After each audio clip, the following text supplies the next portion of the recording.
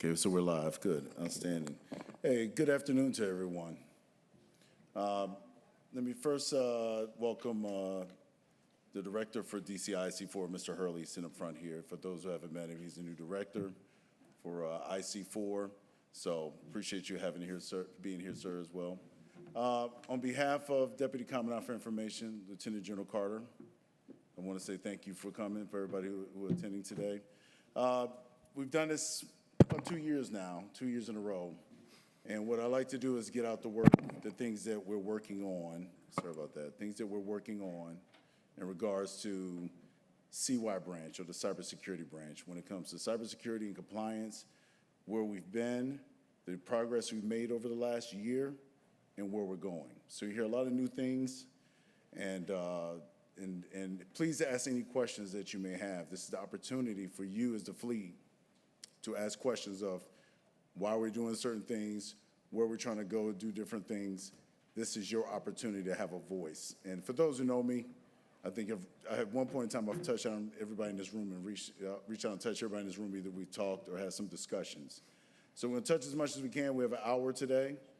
And what I'm going to do is let me introduce my team here, who I brought along. Mr. Jamu Bohal. Okay, he works in the RMF branch. He works under Jeff Combs. So he's going to talk about RMF, MCAS. We'll get into EMAS a little more tomorrow, but we'll talk a little bit about EMAS, the direction we're going there.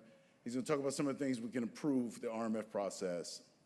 We're going to talk about training, education, and where we're trying to go with that as far as the fleet, both uniform and civilians, okay? After that, I got Mr. Joe Botter. He's the white team lead. So we'll talk a little bit about site assist visits. He'll talk a little bit about the things we're working with the MCOG on in regards to trying to get compliancy up to date and the things they're working with Mar4 Cyber, MCOG, and other entities, as well as Mar4 Syscom. So he'll touch on a few things there, a chance to pick his brain. At the end, Ms. Jackie Myers. Okay, she works in the Enterprise Infrastructure branch with Ms. Bonnie Benz. Okay, so she's cloud. She could talk about the SIP trunking. We can talk about a few different things in her area. I think cloud is probably the biggest right now on what we're doing with cloud, DevSecOps, and things of that variety. Okay, so before I turn this over and start and let each one of them talk a little bit, I want to talk about where we were. Last year, MCAS, we talked about it. We had to do something with the system that we currently have in place. We knew it was antiquated, we're behind in times, and the thing was, where do we go next? And I think 2 years ago when I first took this job, I told you and I made a promise that we would look at what's next and we would move forward. Once we did our due diligence and looked at what was available and what was out there. So tomorrow, I think I have 3 different 1-hour blocks. We're going to talk specifically, but I think everybody in this room is aware we're looking at moving to EMAS. And that is where we're looking to move. It's what we must do to stay relevant and for us to move into the next direction. We have to be able to, you've seen I think it took off the screen, but you know, if those who were here yesterday with Ms. Rathbone, Don, CIO, she has a vision and where she wants to take us, and a lot of it's joint. We got to be able to communicate. We talk about mission partner environments and everything else. So part of that is our ANA repository, our system for authorizations. And EMAS is going to give us that reciprocity. It's going to give us that ability to talk to the other services and outside of DOD. It's going to give us a lot of flexibility. And we're doing the right thing here, and we'll talk about transitioning and things of that nature a little more in depth tomorrow, what that plan is, as I start putting the plan together, present it to the director, and say, okay, move forward. And at that point, we'll make sure it's out there. And training and everything else will be talked about as well. So we're not just going to throw a system on you. DIS has been very open to us working with that. You're going to hear a little bit about Smart Shield, okay? We have issues out there in the fleet with the Smart Shields, okay? Configuration, security management, the deployment, the authorization, and we can touch a little bit on that today so you get a better idea of why we're doing what we're doing there with Smart Shields and where we're going. Commercial internet service providers, CISSPs. I get this question on a daily basis. What are we doing there? We're going to inform you the things you need to do there. Please ask the questions, and we can tell you what we're doing. But I will say, those who know me, and we've been here for 2 years, I'm all about working with our other sister units. So whether it's McCog, Mar4 Cyber, Marcor Syscom, CDNI, I always make sure we don't do this on in just our own little stovepipe. So we're working together on a lot of these new initiatives. Okay. I'll leave it there because I want to give them a chance to go through and tell you the things they're working on, allow you to ask the questions. And if we can't answer it, we'll make sure we get some answers back to you from this forum. So without that being said, Mr. Bohal, let you go ahead and talk a little bit about RMF and what we're doing on that side of the house. All right. Thank you, Mr. Bush. And you had mentioned where we were and kind of where we're currently at. So previously, my name's Jim Bohal. I representing the RMF branch. I'm an SCA analyst, and I'm also the current MCAST administrator. So a lot of what's currently going on in the RMF branch is kind of towards the transition to EMAS. That'll be covered more in depth tomorrow during the 3 presentations. But there were a lot of structural changes that were spearheaded by Mr. Bush and facilitated by the Service SCA, Jeffrey Combs, and our SCA analysts. I know that we now have several different SCAs now that didn't previously exist. We have TCOM, MCTISA, Mar4PAC, MCCS. I know MCTISA is currently working with a specific analyst, Jay LeBaze, and he's helping them kind of get up to speed because a lot of the structural changes are kind of geared towards our move to EMAS. Rather than having everything kind of stovepiped and isolated, we now have a much more distributed workforce and a lot more of a distributed workload. So where we're currently at is we have these kind of beginnings of getting our RMF packages up to code for the eventual push over to EMAS. So a lot of the current work right now is going to be towards updating policies, getting relevant package information, and kind of pushing us towards that ultimate goal, because the current interfaces of EMAS are far better than anything we can provide in MCAST at this moment. And it gives us a lot of communication with the other branches that we did not have in the past. We are looking towards having CMRS connectivity, enterprise reporting systems, Jupyter Advana, which was mentioned a lot in the brief yesterday. So it's these kind of, this course correction has been a long time coming, and a lot of the work of the ANA branch or RMF branch is going to be towards facilitating the fleet and helping to empower you to succeed with this new tool. And that'll come with policy changes. Currently, ECSM 018 is extremely dependent on MCAST. A lot of references there. That's going to have to be updated. And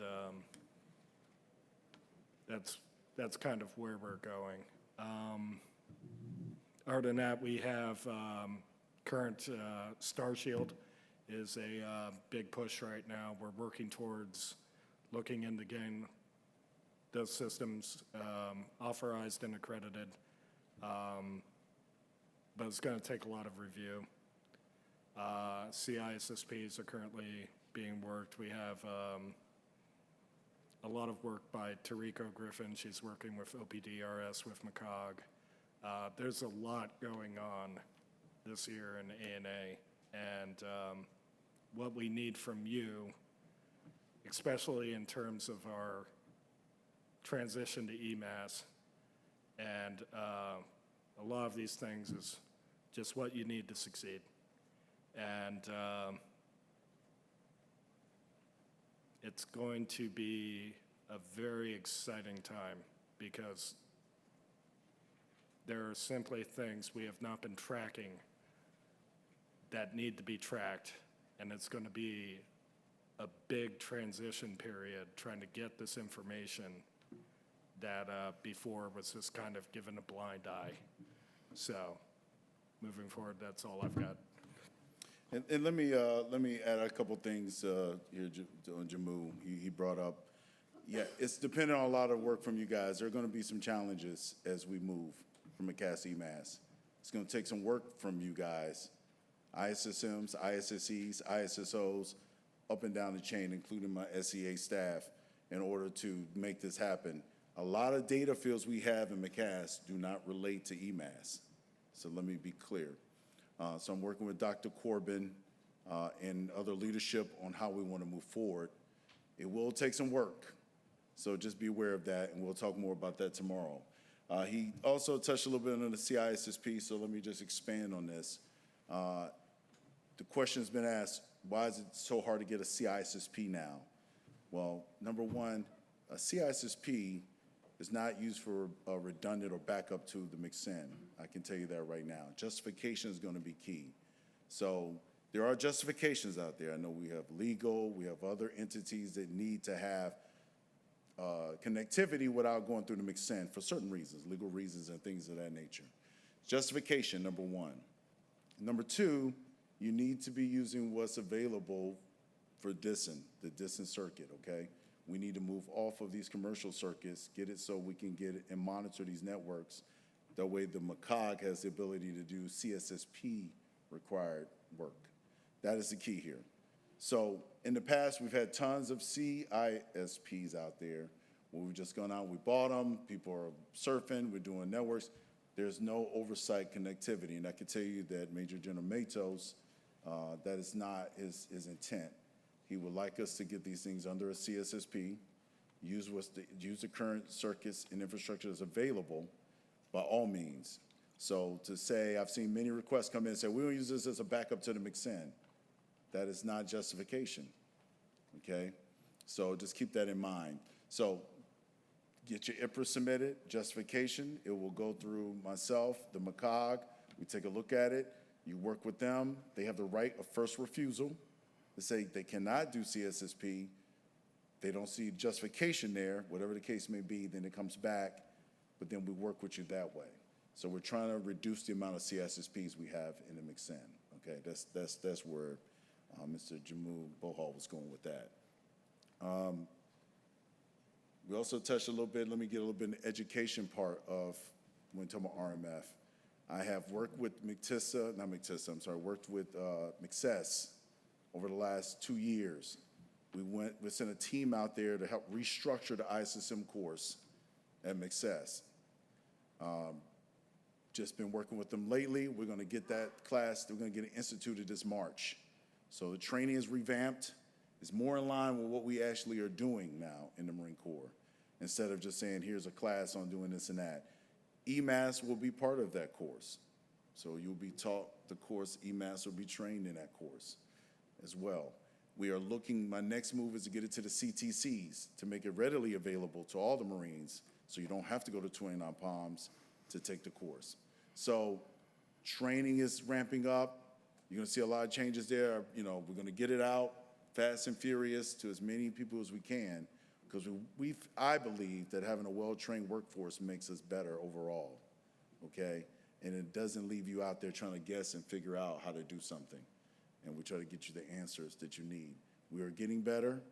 We are improving. I've seen the numbers, but we can always continue to improve. And that's my goal. So appreciate it, Jamu. Mr. Joe Botter, I'll let you go ahead and go with the white team here. Thank you, Mr. Bush. Good afternoon, everybody. My name is Joe Botter. As Mr. Bush said, I serve as the white team lead, which I want to take this opportunity to explain a little bit more about who we are and what we do. So the white team serves as an independent objective compliance audit and vulnerability assessment team.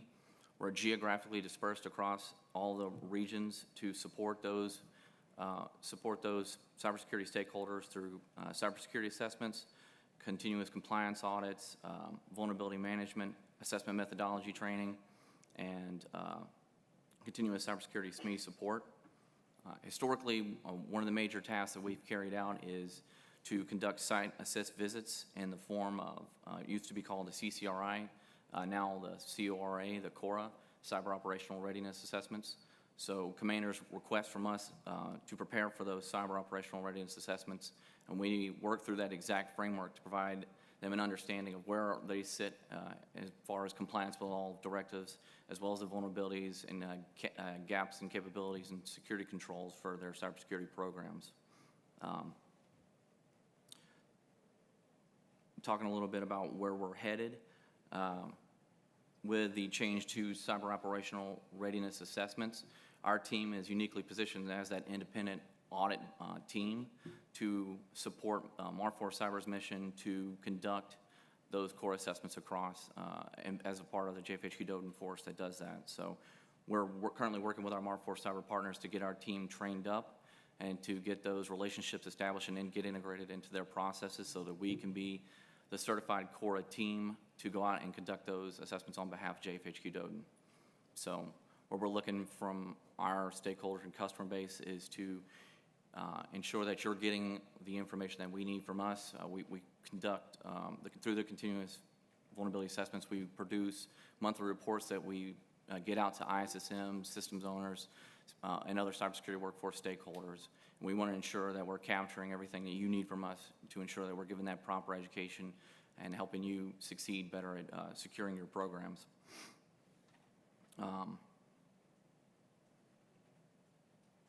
With that, that's what we got. So Joe, I'd like you to expand on a couple things. One, talk a little bit about site assist visits, Okay. what you do there, how they can help, and how they can request site assist visits, the intent of them.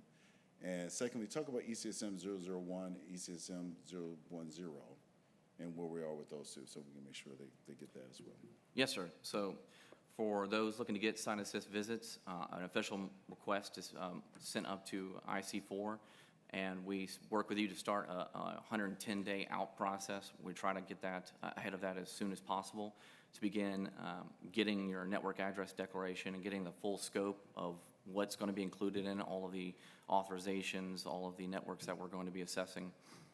And then my team will begin to go through all of the scoping information to line up all of our project tasks for that assessment. We'll take a look at each of the technology areas. We'll identify which STIGs that need to be reviewed, which best practice guides, and then we'll work with the command to set up, when we come on site, to have all of our interviews and examinations set up on a schedule so that when we come up we can work straight through that process and have all of the stakeholders that we need made available to us to make that process go as seamlessly as possible. And another part of the mission, through our vulnerability assessment, we're able to see and identify trends and analysis across all the different cybersecurity programs and identify if there's any security control gaps that we need to identify and address in policy. So like Mr. Bush was saying, we work to serve as action officers and roll up those findings into enterprise cybersecurity manuals, which is those are the issuances that we use in the Marine Corps to write out cybersecurity policy and guidance for the cybersecurity workforce. Most recently, we just submitted for signature ECSM 001, which is the cyber incident response policy that sets an enterprise-level cyber incident response procedure for the Marine Corps. The Navy has designated MCOG as our CIR organization, and the update to ECSM 001 aligns us to DOD I-853003, bringing that new process in for proper tracking and identification and attribution of incidents so that we can synchronize those relationships and make sure that we're covering down on those responsibilities and helping MCOG and all of the CSSP subscribers to the MCOG understand the services that are going to be expected from that CIR organization. And ECSM 20 is our Other current major policy update in support of the ECSM update initiative. ECSM 20 is the Marine Corps' vulnerability, instantiation of the Marine Corps' vulnerability management program. We're moving to align to DCI 8530 to make sure that we're moving we're not just doing vulnerability management from a compliance-based system, but actually integrating the vulnerability management program into RMF and establishing collaborative bodies so that we can do proper prioritization of vulnerabilities commensurate with the risks that they represent to the information systems and the operations those systems support. Yeah, so, I want to touch on the intent of the SAF, Site Assist Visit. This is the opportunity for the units, if you feel like, okay, I want to see where we operationally, are we ready cyber-wise, right? Where we're at documentation, equipment, configurations. You can request the Site Assist Visit. It's here at DCI, and we do on the request. And we've done a lot in 1MEF and 2MEF over the last couple years, understanding we're doing that transition. We're doing that transition to get us into the unified MCSIN. But this can be requested by any unit. It's available. Just reach out and let us know if you would like to have your network looked at to see where you are operationally. I think it's a great time to take a look before you get to a CCRI or CORA, right? I know we talked about 0020, and you talked about 001, and everybody's pretty familiar with those. So, right, we got 019, which is a program record playbook that Joe and his team has been working as well. That is to align the IVA management with the programs of record to make sure programs of record are being updated for our tactical systems on a consistent basis. So that's been working pretty well as of right now. I wanted to touch a little bit more on the 001 incident reporting, right? Because that seems to be one of the things I've seen over the last couple of years. How do we do incident reporting? Who makes the call on certain things? Well, we've detailed it out in 001. So for the fleet to make it pretty clear on how you do incident reporting, the spillages and things of that nature, or attacks or anything of that nature. MCOG's heavily involved in that, and we need to make sure we're following that. So any questions on incident reporting, please make sure that you bring those up as well. No, great job. Anything else you want to add on that, Joe? No, sir. Okay, appreciate it. Let me go next to Ms. Jackie Myers. She's been working on a lot of different things for us over in the branch, and cloud is one of them. SIP trunking. We're doing things on the PKI effort with NG911. So, Jackie, go ahead and touch on a few of those if you don't mind. Yeah. Hi, I'm Jacqueline Myers. I'm an enterprise security architect working out of CY Infrastructure Compliance Section. So what we do is that we develop enterprise-level security architecture for all Marine Corps systems and networks, and that those architectures inform the solution architectures, which then inform the system architectures. So that way we are fully aligned with policy and guidance as we build out our systems from the beginning. Current things that I've been working on, or our section's been working on, is cloud, for instance, helping mission owners and system owners take their legacy systems and onboard them into the cloud, whether it's in a mission owner landing zone or some sort of other environment. We help that from a system security perspective, as well as we help them through and guide them through the RMF process for that. And then we assisted in finalizing the BAN architecture, so standardizing the network architecture for our installations across all installations, whether it's CONUS and OCONUS. So that was done with the support of MICICOM, MCOG, and SysCom. All got together for roughly 6 months to iron all that out. And then we are currently supporting TCOM and LOGCOM in their 5G efforts. Each of them have a pilot. TCOM's, there's a brief tomorrow that they're going to give about their efforts. A lot of really good information is coming out of that. It's really informing the way that do's and don'ts, a lot of lessons learned coming out of that effort. And same for LOGCOM, definitely a different use case. That one is more supporting their smart warehouse initiative and modernizing and fast tracking how the Marine Corps does logistics. You know, a box doesn't sit there for 5 years. It comes in and it's able to go out and be used, so we're not wasting money. And then from the PKI SIP trunking initiatives, current efforts is we're working with Dawn and DoD PKI offices. Camp Lejeune actually brought this to our attention when we were doing voice modernization as well as NG911. I'm not sure if anybody's familiar with that. That's, yes, sir. That is the new emergency services system that we are moving to. So industry is moving to what is called the EZINet. And in order for us to communicate with that, to support our emergency services and response, we are updating our systems on every installation. It's a bit tricky because every state law we have to abide by, county law, city law, all of those things. So it's very tailored to each location. During that effort, we are moving away from analog voice to voice over IP, which means that instead of using PRI trunks, we are now using SIP trunks. To do that, to do SIP trunking and to create a secure connection with that other end, in this case the commercial end, we are required to use PKI. Current policy states DoD PKI only. We are working with the DoD PKI office to change that around and ensure that we can actually use DoD approved PKI, which means, DigiCert, and DunTrust, I think is the other one, and things of that nature in order to comply. So we can actually move forward and modernize our systems. Future, kind of what we're looking to go for is further assisting and educating our program owners and system owners in Zero Trust. What does Zero Trust mean for them and their specific system? If any of you are familiar with Zero Trust, it's pretty intense. There is a lot to it, and it's hard for some system owners to see where their system fits within that, and what applies to them as they go forward. So we want to make sure that we are available to kind of guide them through that process and get us to where we need to be. And then network modernization. Network modernization is a bunch of different efforts, whether it's voice modernization, band modernization, SD-WAN, SDA, or SDN, and things like that, software-defined networking.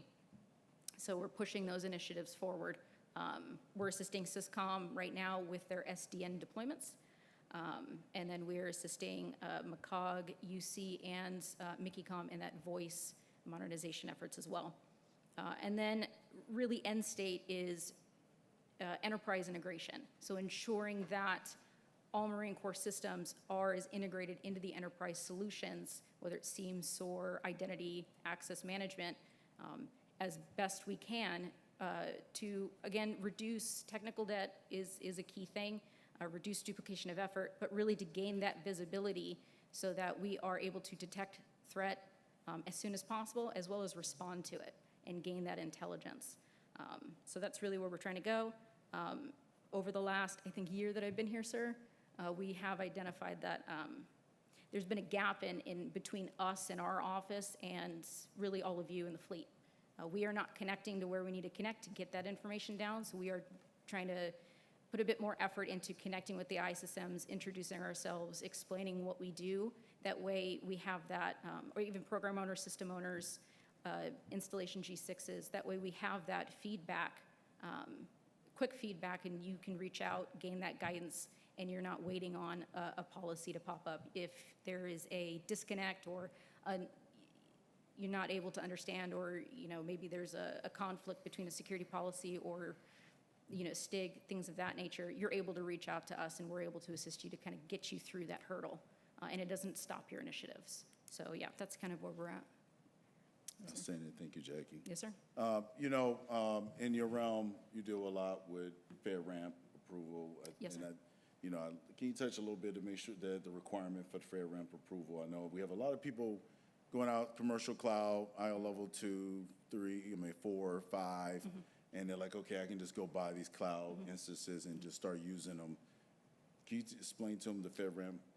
Yeah. So I won't get into what exactly is required to get a FedRAMP approval, because it really just it depends on really what level you're going for. So is it an IL2 system? Is it IL4, 5, or is it an IL6? As you're going to look for these cloud solutions, you do need to ask ahead of time before fielding, is it FedRAMP approved? And if yes, what level, right? And then does it have a DoD PA? Because if it doesn't have any of those things, we unfortunately cannot use it. It cannot go in our environment. And then Is there? No, that's what I want you to touch on. And we get a lot of requests. People are saying, hey, I want to do this thing on the cloud, want to go use this instead of using a DoD-approved, FedRAMP-approved product, right? They want to go out here, and you just can't do that. It has to be FedRAMP-approved. If you have questions on that, please feel to reach out to Ms. Bonnie Ben's team, including Jackie and Bill Moses. But ask the questions. We have a lot of people going out spending money, and they're like, oh, yeah, we need to get this on. We spent money on this. You can't use this for CUI. You can't use it. You got to meet the certain requirements. So we need to, as cybersecurity professionals that we have in the room, we need to make sure we're telling people what they can and can't do, because before they go invest all this money into certain things. And the reason I bring this team up here, obviously they're sharp and they're young and they keep this thing running and see why, honestly. They know their stuff. Ask them questions. I've told my team, number one is you guys, okay? If you're not getting a response back from them or something, let me know. But you should be able to reach out to them an email and say, hey, I got a question for you. Can you help me with something? They're here to help, and that's what we're here to do. So let me put that out there. You can tell by hearing them talk, they know what they're talking about, all right? But FedRAMP is huge, and we need to make sure we're doing those things. Let me touch on a couple things that my team has not touched on. And I know Dr. Corbin, I think Mr. Davi also want to come in here and talk a few minutes when they come around. This microphone's aggravating. Trying not to reach over the top of it. Coordination. The way I run the ship here at CY, I work with ICE very closely. Okay, so Colonel Schrayer and his staff, you hear them talking, they're talking one language. They're working with those guys. So if you, and those who don't know what ICE is, that's the, used to be the ICO office, ICN office. That's with Leonard Dark, CIO, and those guys. And what I'm saying, you hear me talk about IPRISs, yeah, we're part of the IPRIS discussions with Leonard, okay? If you're talking about Smart Shield, you're like, what's out, CY talking about Smart Shield? Well, we're embedded with the Spectrum team and those guys as we talk these things through, okay? I'll make sure that we're one team. So we're not just saying something from CY, from a cybersecurity, that they're gonna say something different in that end of the story. You've probably seen the tasker that came out asking for your numbers on Star Shields. We're working with Marfor Cyber. We're well aware they're gathering that information because we're putting something together with ICE to talk about the accreditation process and everything that goes along with that, okay? So I say this, so if you're calling one and then you try to call the other, get a different answer, you're not gonna get it from my team. We're working one-on-one. And if there's some discussion that need to be had, please reach out. And, everybody's not 100% correct all the time. We can always work things and make sure we're making things happen, okay? One language, one voice. Early on, Mr. Bohal talked about the SCAs and ALs. Yeah, I made those changes. I think last year we made those changes. We now have 6 SCAs in the Marine Corps, 2 AOs in the Marine Corps. We got Dr. Corbin as the AO, service level, and then we have Mr. Davi at the acquisition side as the AO. Your packages are routed per where you are located. If you are in Systems Command, MCTISA, you're most likely going through Mr. Dave acquisition. Everybody else is coming through Dr. Corbin. You can't go back the other way. We're tracking. We know some people want to get something done. They're like, I'm just going to go over this side. That's not how it works.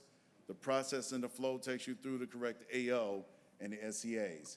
The 6 SCAs, and I know he missed one, but he was right on point. We have TCOM. And they're doing good work over at TCOM with the SCA, by the way. It's helping out a lot of the training education side of the house, okay? We have MCCS, so Ms. Sealock, she's doing a great job over there. And I guess I mentioned that TCOM is Mr. Rich Walters. We have Marfor PAC. We got Stacy here now, Mr. Suji, he's here from Marfor PAC. We got Marfor Com, Rob Manning, he's out there. We got Jeff Combs, the service level. And then we got Mr. Bertrand in MCTISA, and Mr. Fairfax, Dwayne Fairfax, who's up in Syscom as well. He works for Mr. Dave. We are looking, my next move is to sit down with Marfor Rez in the next year and talk about how we make some work there, some efforts. I'm looking where we can gain efficiencies, not just throw SCAs out there. And I've noticed that we have a lot of crosstalk now with our SCAs, by the way. So if there's issues in Marford PAC, I think Stacy can agree with me on this, he's able to talk to Rob Manning on Marford Com, or Dwayne Fairfax, or Billy Bertrand, or Jeff Combs, and we're making strides that's going in the right direction. No, we're not adding a whole bunch of new SCAs. We are looking at right now Marford Res. That may be the next, it may be the last. I think to gain efficiencies, and we'll talk later on that piece. I'll be meeting with the G6 sometime this year on that.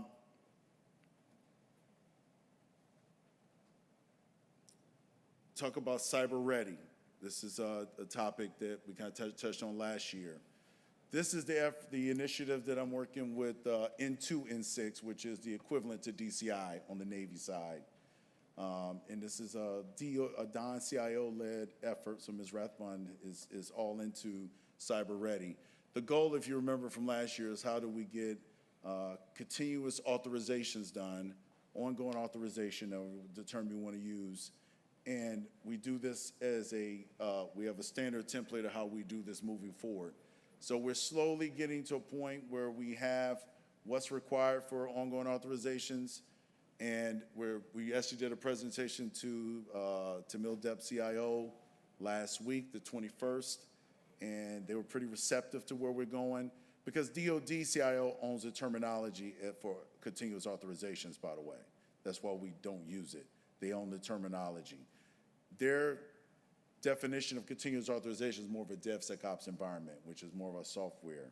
And what we're looking for is how do we get hardware included in that, including FRCS and SCADA and everything else we have going on. So all that's included. So understanding that, you hear me use the term ongoing authorization, because we can use that term. And I know I've worked with Dr. Corbin, and we've made some progress. We have 2 or 3 out there right now that we're test bedded. But we want to get as fully automated as we can. So that's the issue right now, is how do we get fully automated in some of these tasks. We have a lot of manual pieces that we're still working on, but that's just from a lack of trying to understand where every system. We got tactical systems, we got business systems. They require different levels of con-mon and such, right? And active cyber defense and things of that nature. So anyway, those efforts are still being worked. We're moving full steam ahead. And I'm hoping over the next 6 months to the year, we'll actually start seeing real ongoing authorizations. Hence is why you hear me move into EMAS, okay? That's gonna make this a lot easier, okay? If we stay on MCAS, there will never be ongoing authorization. We can't do reciprocity with the other service, and we don't have that real-time feedback or near real-time feedback to make decisions from an AO standpoint, okay? So anyway, just want to touch on that. I hear things about SARS. Everybody's like, how do we fix it? I've been trying to work on this SAR process since I've been here. It's complicated. It's 2875s and everything, DD 2875s. It's complicated. I got to get mine done, or I get my account locked out. Just to tell you, I got to get that done by, I think, Monday. Or I might not be on the network. So, so it goes for everybody. I was locked out on Friday. And that's the director. So I guess we got to figure out what's going on. But it's like that, because the network access is different than your certs. And I'm tracking there's a difference in dates. That's what I'm running into. My certs expire March 5th, but my SAR, my network access, expires February 2nd. We're working this. And I've been working with Leonard Dark, and those on Mr. Dark, he is the CIO branch lead. I'm working with him because he owns the NIST, he's the Naval Integrated Service piece, and I'm not trying to jump ahead on him. They're trying to get this Navy integrated system together. That's supposedly going to help us with a lot of this. That's also going to help us get to automated SARs. I know everybody's asking about that. And we want to get something a single SAR. I know everybody would love single SAR. It's complex. It sounds easy, but it's complex. It seems like people make it complex. But if we can break those barriers down, which I'm slowly trying to do, we will get there. So just bear with us as we move on that. I'm saying this because I'm with you on this. Single SAR, automated SAR, tracking. And I think my boss has said it to me many, many times as well. So I'm tracking. One last thing I'll probably touch on, and maybe a couple, but I want to now let you ask some questions here. Peripherals. Oh, man, okay. So you're gonna see something come out about peripherals. We are working on this piece. Everybody gets the hourly notification of, hey, are you on Teams or not? Yes, no. You know, if you click yes, then you're automatically shut down, which is crazy. You hit no. We all know that by how we do it now, in order to keep Teams up and running while we're on. I was asked, as a director came on board, he said, hey, he wanted to fix it immediately. Let's get this thing at least where I can do 8 hours instead of every hour. So we worked on that, talked to DOD, and we come to realize that we have not been doing it right the entire time. The logical things we put in place, that script that's being run every hour, 5 minutes to the hour, does not suffice, okay? What they're saying is physical disablement, and that's where they want to go with this. So we are working now. I had discussions with McCog, Marco Syscom, CD&I, just as the last few weeks on how do we move forward with this peripherals. And what we're looking at is trying to do, we're not going to destroy the boxes you're on, physical, either some tape, port blockers and things of that nature. But in the end, and I'm talking about unclassified laptops in classified spaces, by the way, so to make it clear. So those of us work in open secret spaces or collateral spaces, whatever you designated your command, that's what I'm referring to, where you have both zipper and nipper boxes in the same room, wall, building, whatever you want to call it, okay? So that's what we're referring to. We're looking at something, no impact to you guys right now. I'm just giving you a heads up that we're working on trying to figure out how to get there. Can I tell you the good part? We get rid of the script. The script goes away. You won't have to worry about that anymore. But you'll have a microphone, push to talk. You'll also have a camera, third-party camera, all government GSA approved, DOD approved items. That's the goal. So more to follow on that. We'll be talking, I'll be trying to get on with the G6 at the next OAG, break down what's next and how we move forward. But I just want to kind of give you guys all a heads up on where we're going with that, okay? I guess the last piece I'll talk, and I don't know if it really matters to you guys at all, but I'll tell you, because I try to work for you. So we've set up a bi-weekly where I meet with my peers in the Army, Navy, and the Air Force. And the Space Force is supposed to be coming in the next week or so, next couple of weeks. But we've been doing this about 6 months now, where we sit down and we talk about things that we're having on our end. I try to see what the other services are doing. So I don't try to do things in a vacuum. I brought up stuff like peripherals, and they were like, yeah, they're having the same problem. By the way, most of them haven't done it.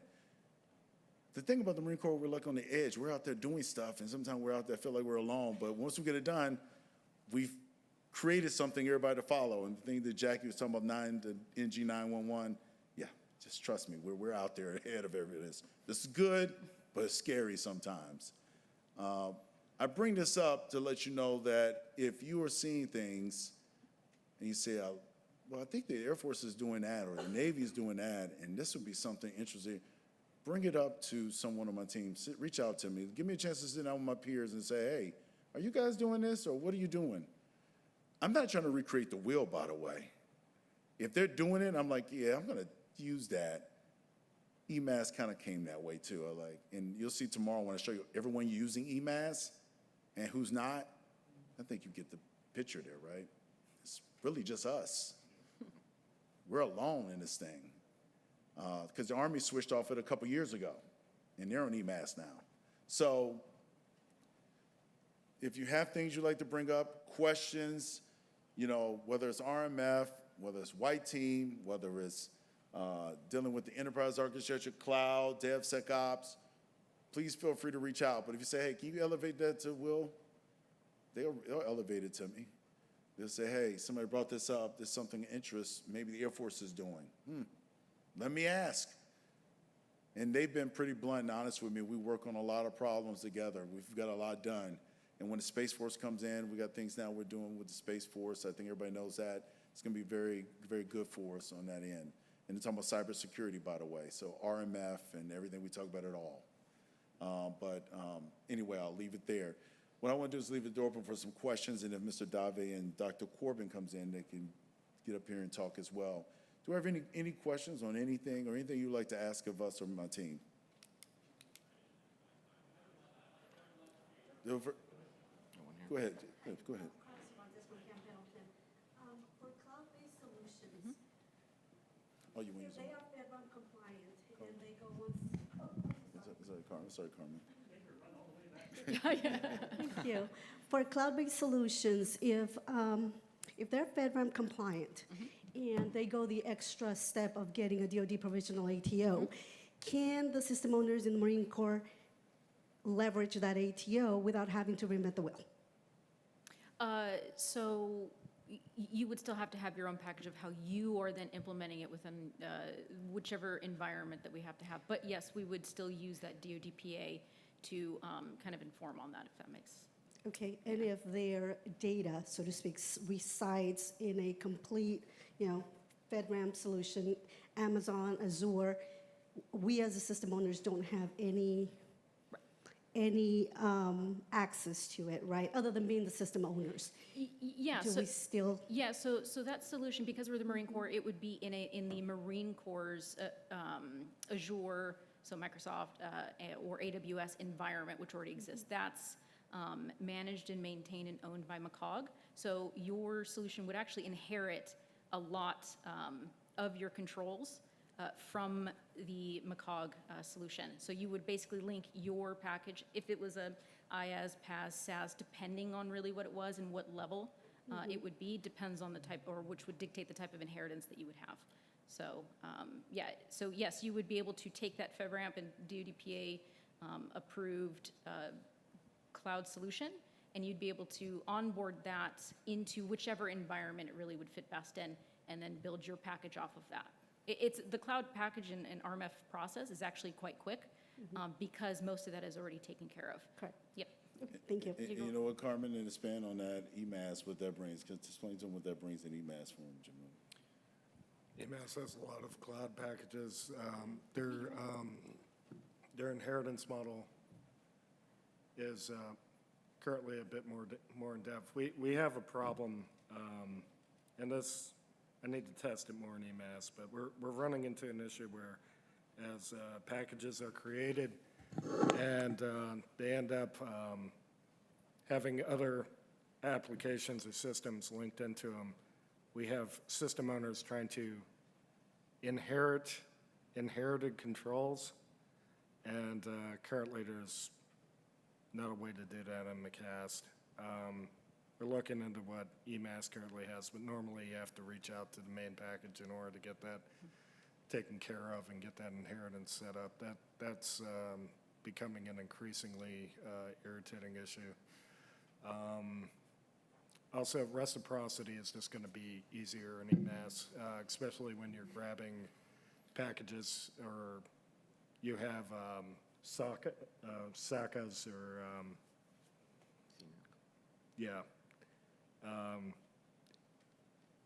they're just going to be available for these other organizations for you to take a look at, see how they're implemented, and then do inheritance based on that, just due to the fact that EMAS is deployed in so many other organizations rather than just the Marine Corps.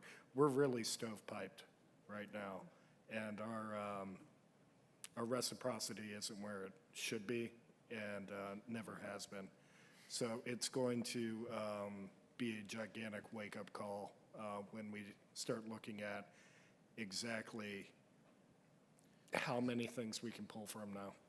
So let me add on to it. He's being a little modest here. The reciprocity is amazing in EMAS in comparison to where we are. So we talk about those DoDPAs and stuff, automatically can get all the inheritance model right from them. Yeah.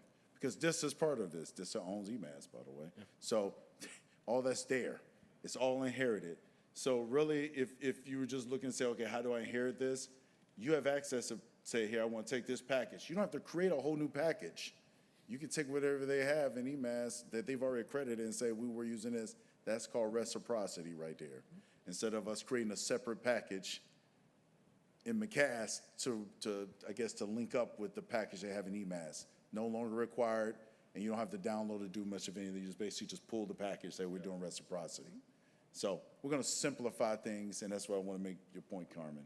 So, Yeah, and common control providers and all that is a lot more straightforward than how we currently have it. I have to get with Jeffrey Combs on this and probably the other SCAs, but I've heard that the inheritance model is probably going to need some revamping, but we'll talk about that later. yes, sir. I'm Dave Mrazek, supporting Blunt Island Command. Yesterday, we heard about a new mobility policy for the Department of the Navy. Now, is the Marine Corps going to change their mobility policy, and what's the Marine Corps going to do about allowing personal use of personal phones for apps? So I'd probably consult Mark Wasson about that. I know that he's our mobility SME, and I'd get with Jeffrey Combs if there's been any actions. Let me, so if you have a specific question on that, we can get you in touch. I'll talk to Mark Watson. He works for us on that. But let me just touch a little bit on where we are with some of the Apple products and stuff. So we have, I think people have seen the memos come out about halting on purchasing the new Apple products.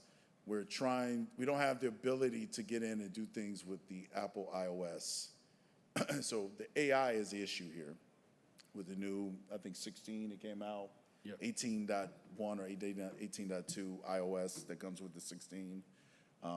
That is part of the issue. The other services are looking at it as well, but if Apple allows us to be able to do things with the code or do things to restrict different things, that will open that back up again for purchasing. We try not to get things out that we can't control or have any idea where it goes. As far as Samsung right now, there's no issues, but now if you're asking, bring your own device type of stuff, I think that might be where you're going. And I guess the Army's doing something I found different because they actually use the same phone for the personal and the work. They got the way they partition that thing off is very interesting. And I've been meaning to talk to Mark about that. But there's some, I'm not going to put it on the director, some we probably need to discuss where we are with mobility eventually and what we want to do. Throw this out there, that I asked that question when I came on board too. There are a lot of folks out there who can bring your own device. There's a lot of capability out there of how you can do that and how you can do that safely. The Marine Corps has yet to adopt that, but I'm still asking those questions, so stand by. Yeah, I saw the Army's and I said, that's pretty neat the way they do theirs. The Army does it best. They do it best. I said it was very interesting. DCI had a model they used for quite a while that I thought was fantastic. They only had 80 subscribers, so they shut it down. But the Army does it Yeah. very well. I agree. But let me get with Mark and we'll get some answers. Maybe you have specific questions. I'll give you my email address to send it to me. We'll get Mark to jump on that. Any other questions?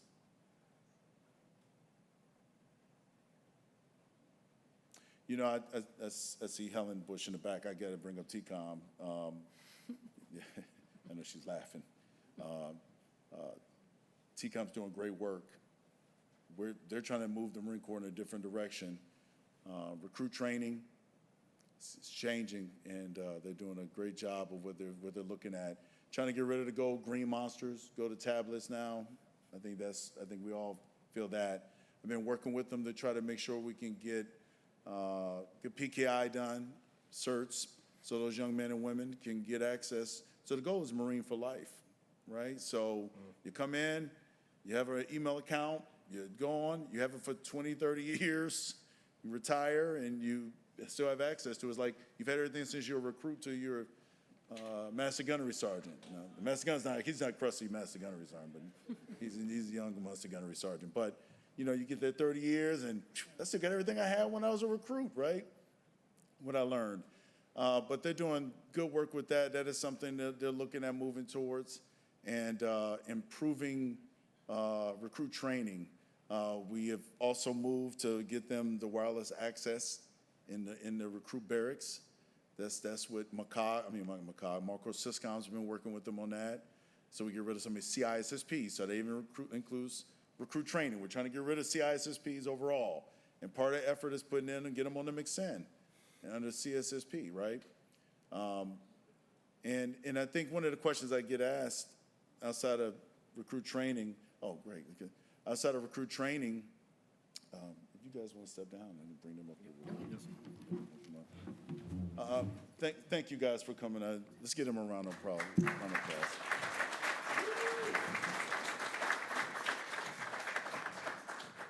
Yeah. Outside of recruit training, we get asked, I was talking about the CISSPs. People said, hey, Will, this new CISSP policy you're putting out there, it's going to restrict us from being able to, what's it going to do for the schoolhouses, the students? We're not going to stop the students. We're here to support the students. So we're not shutting down the CISSPs at 29 Palms, rest assured. That's not something we're doing, okay? Nobody's saying, hey, stop them from getting that. What we're asking them to do is start thinking about smartly as we move forward. And that's something we're putting on the commands and access and CTCs and so on and so forth. Mr. Garang Dave, he's the AO acquisition. We talked about him earlier, as well as Dr. Corbin, AO for service. I think they wanted to say a few things, so I know we had a few minutes, Jens, and let you.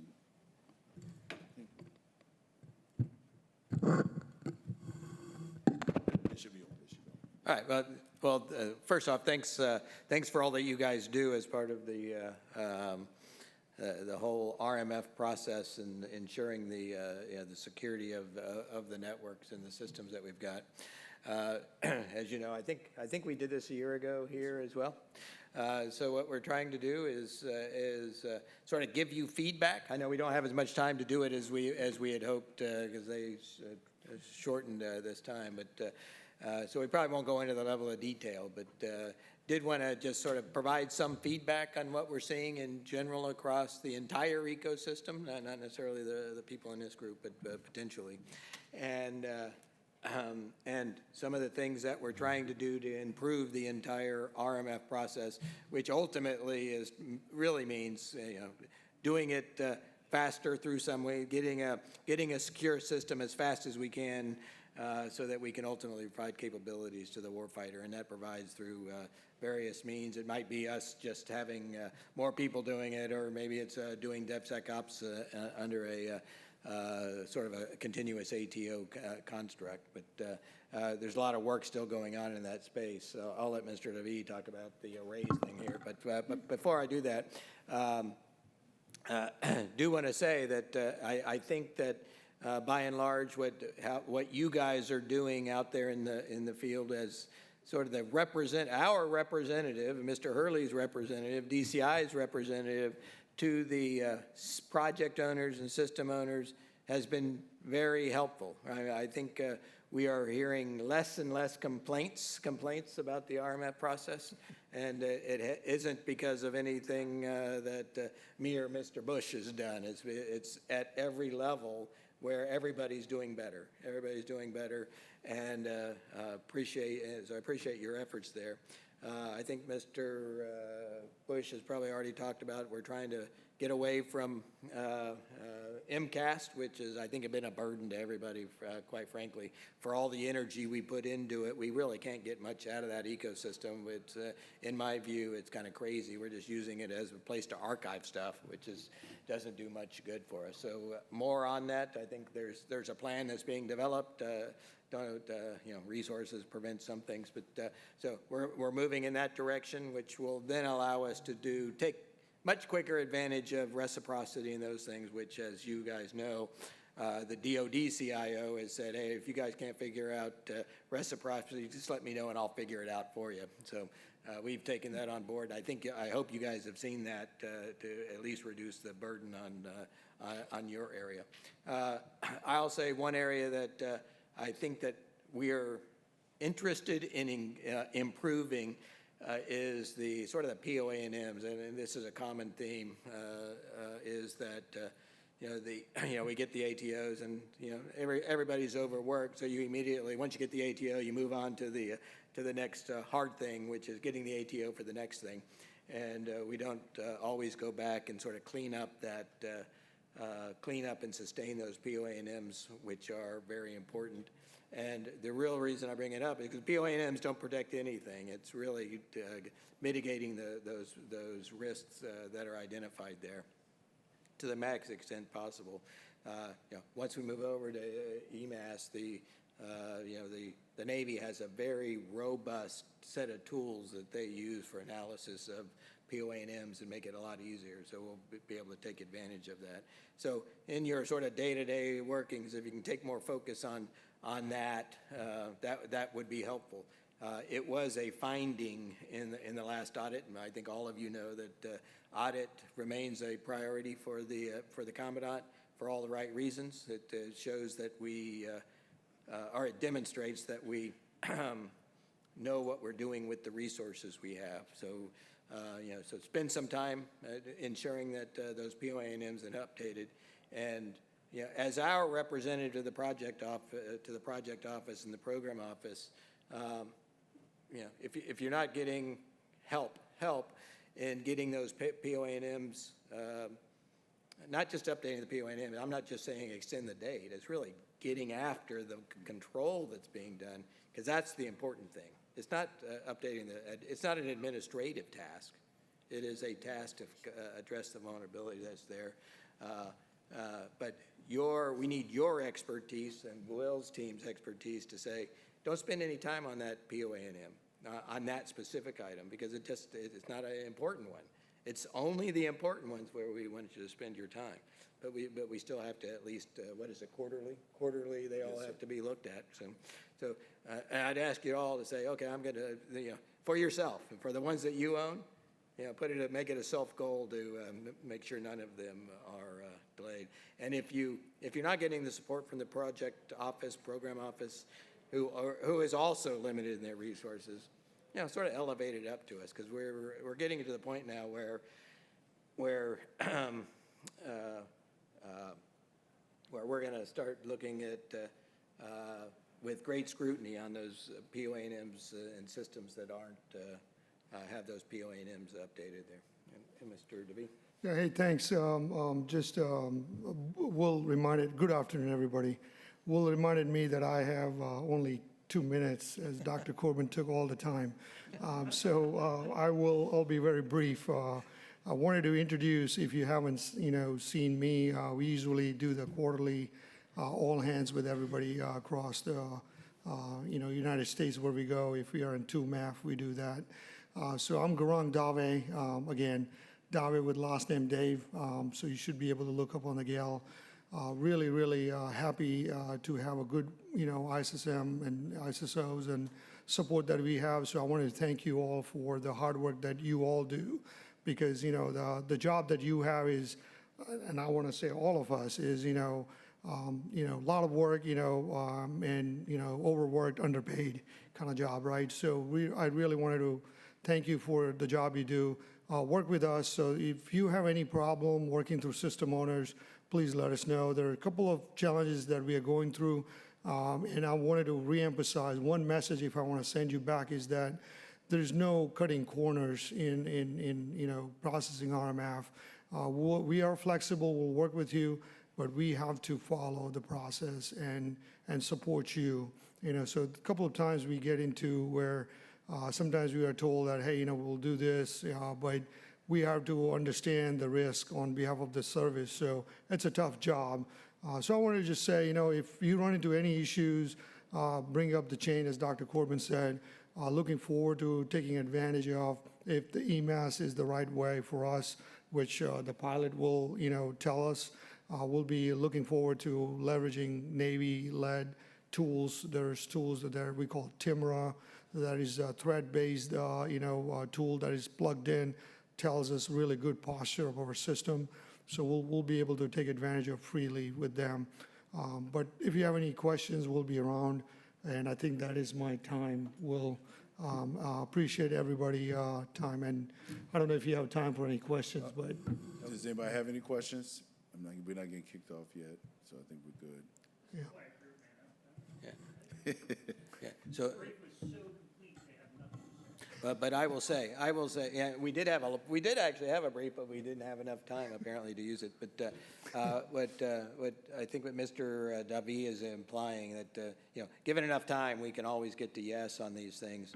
But I would say, at some point, You just got to say, hey, we're not making a lot of progress for the energy we're putting into it. In that case, so escalate it up, Yes. and then we'll get the yes faster in a mitigated way. But, if you're butting heads with people for, months on end, that's not useful, not useful and constructive to anything. So Yeah. if everybody's giving it the good shot and we're not getting there, then I don't know what Mr. Bush's sort of process is to get it escalated to him. But don't spend months. And when I say don't spend months, what you're really doing is burning the project office's money, right? If they can't get it on the network, then we're not serving the Marine Corps well. So I want to get the stuff on the network as quickly as possible, at the same time having it be secure. Yeah. 10 more seconds, Will said he's okay with it. We are also introducing on the acquisition side, I was able to manage a little bit of funding from Mark or Syscom to get a cyber assessment person that can come in and help us out. So when the renewal and other thing comes in, I'll be able to help out the program office, providing our own organic, person who can conduct the cyber assessment on behalf of the program office. So we can actually speed up those processes while program office wait for the contractor support to provide some of the independent reviews where we can do that. And also what I wanted to do is those other vulnerabilities like big time, for example, McBoss had like 4,000 vulnerabilities that we patched up and mitigated. I wanted to pick some of those things and start inspecting things that people are doing the job, as we trust them. So stand by, there's more things that we are doing really good to bring the cybersecurity, with the program office. One thing I'd like to do, I'd like to say, can we give these gentlemen a hand? I'd rather have a bonus. I'd rather have a bonus. Can you help with that? I've worked with both of these gentlemen over the last couple years as we integrated AO position in this. We've revolutionized it. These guys have revolutionized it. We're moving on things. Our turnaround time is great. And if there's anything, I just pick up the phone and talk to either one of them, and we make things happen. So this is a time to say we are going in the right direction as a Marine Corps. So we appreciate your time and the work you do, James. It's a teamwork. Thank you. Team job, yes, sir. Absolutely. Thank you. Thank you. That's all we have. Thank you.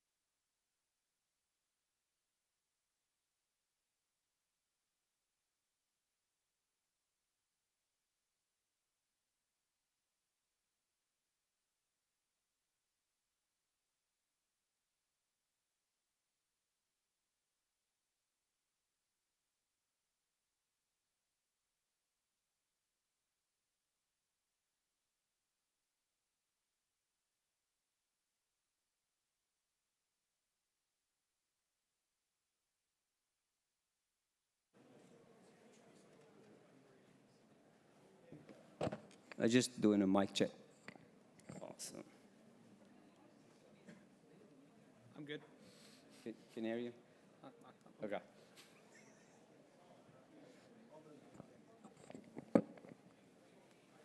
Hey, good afternoon, folks. We'll give a couple more minutes, see if we got any late arrivals, and we will start. Today's session is related to how Department of Navy is focused on finding different ways for delivering software modernization efforts by doing risk assessment, leveraging CI/CD, continuous integration, continuous delivery. And, oh, my computer went to sleep. Sorry about that.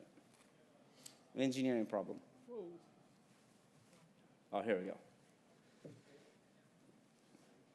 Before we jump into this, I want to introduce myself first. Edmund Cucho. I am a Naval Information Warfare Center Atlantic in Charleston, South Carolina. I am detailed to OpNav N2N6 and Department of Navy CIO and all things related to DevSecOps, cloud, and cybersecurity. Also been dibbing a bit about large language models and AI. This is a selfless plug. I have also a presentation with me tomorrow and a session on leveraging large language models and AI in a disconnected environment at 1300 Eastern tomorrow, I think is the next room, or is it this room? The room over. The room over. So if anybody wants to know how to containerize large language models and leverage them into a disconnected environment, feel free to join us. All that being said, I'm not sure how familiar are some of you with the Rapid Assess and Incorporate Software Engineering, or what's called RAISE, which is a process for which how you can leverage continuous integration, continuous delivery for risk assessing applications that are containerized. That was the first iteration of RAISE, which was early released in 2022 of November. And now we are proceeding, as you can see on the slide, the future state of RAISE. We're looking at things like adding infrastructure as code, doing some architecture updates, and then trying to figure out and clean up with some of the feedback and engagements that we had with some of the platforms that we have certified to date. And I'll go through some of those data metrics to give you guys an idea as to what that looks like in the near future and what we've seen. From a problem statement, most of you already know, so I'm not going to preach to the choir here, but at an average, we spend about a year to get, well, that's probably a really good average, a year to get an ATO in government. But it's between 8 to 16 months to get an ATO, and we spend about, I would say, $1 million per application just to get an ATO, plus any recurring costs associated with it to maintain your cybersecurity posture thereafter. So it gives you an idea how many applications we have in the Department of Navy. Let's say if we have 1,000 applications, we're talking about cost savings up to $1 million per application. So that $1 billion reaches out very quickly. Problem statement, as I mentioned, it's related in general terms to how the subjective interpretation is around what is RMF and what is an ATO. And Pete and I will go through some of those questions, but we do also want to turn this a little bit on your side. We want to ask you guys some questions as well to help us capture your feedback so that as we develop the next iteration of this policy, it's inclusive that the industry feedback is also helping us shape that policy to be a little more adoptable, not from a government perspective only, but also how industry does their business when it comes to risk assessment. Even though industry doesn't have ATOs, I'm sure you guys do a lot of the risk assessments when it comes to vulnerabilities and mitigation of the risk. This is just, again, a bullet checklist, if you call it, because in RMF we love checklists, talking about security versus risk versus compliance. I wanted to emphasize on this because this is important. There is a lot of conversation in the Department of Navy and DoD-wide that the question becomes, I need an ATO before I can go into production. An ATO is aligned with 8510, which is the DoDI instruction for the Department of Defense in order for a program or a product or application or system, whatever flavor you want to call it, needs to achieve an authority to operate prior to then being deployed into a Department of Defense information network. A lot of times the conversation is focused on security controls, and compliance. That's where RAISE kind of differs from that process. You can be 100% compliant, but you can be 100% vulnerable. So that's why we are trying to approach the next iteration with our RAISE process, not just to focus solely on the compliance perspective of things, but also what does risk means from a mission risk versus an ATO risk or application risk. And these are some of the questions that as we engage with the industry folks, as well as the Department of Defense CIO and the non-CIO side of things, there is subjective interpretations. Just recently in our working group, and I'm going to defer to Pete here, but Pete, take over on the comment in terms of the question we asked with our working group as what is an ATO for, and what some of the responses were already. Yes, so one of our first raised working group meetings that we had, we posed the simple questions. We used the KISS analogy, keeping it simple, and we asked just simple question, what's a system, what's an application, and what's an ATO for? And if I could tell you the amount of answers that we got back, not a single one of them was the same answer. And the scarier part about it, not putting blame or shame on anyone, the people that, the organization that is supposed to be involved with the ATOs the most, who you would assume would have the most knowledge on it, were the most widely diverse answers that we come back with all of them. And it really kind of shone a light to, at least me personally, on, okay, hang on a minute, let's take this back a step and let's hammer down the fundamentals here before we try to move forward with things. So to that extent, I'm going to ask you folks a question, and please feel free. You don't have to go to the microphone. If you have a question, I would recommend you go there, but I think we can hear you very well. But my question to you guys is, when it comes to time and cost, when you have a product that you want to now deploy or sell to the government, prior to you making that product available to the government, you have to go to what's called the FedRAMP authorization, right? Either being low, moderate, or high. Once you get that, then you get this provisional authority from DISA, which says that, hey, we have reviewed and assessed your product at a certain capacity based on your categorization, if it's low risk, moderate risk, or high risk for your product. My question to you folks is, once you get a provisional authority, does that mean that you are ready to go and deploy in production and serve the warfighter with your capabilities?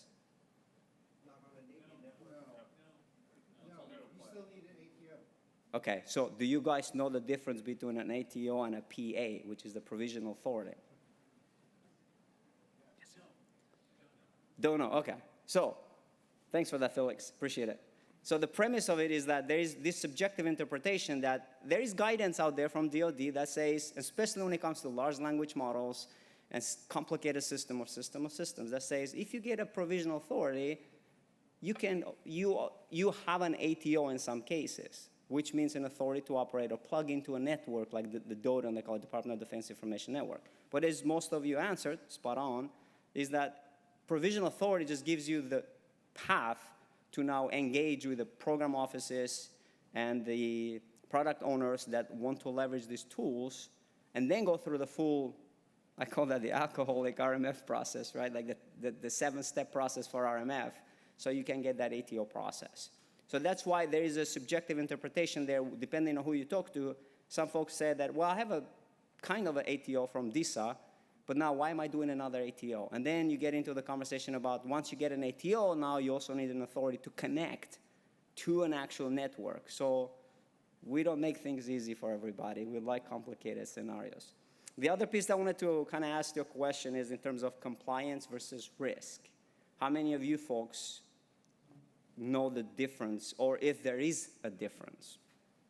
Compliance versus risk.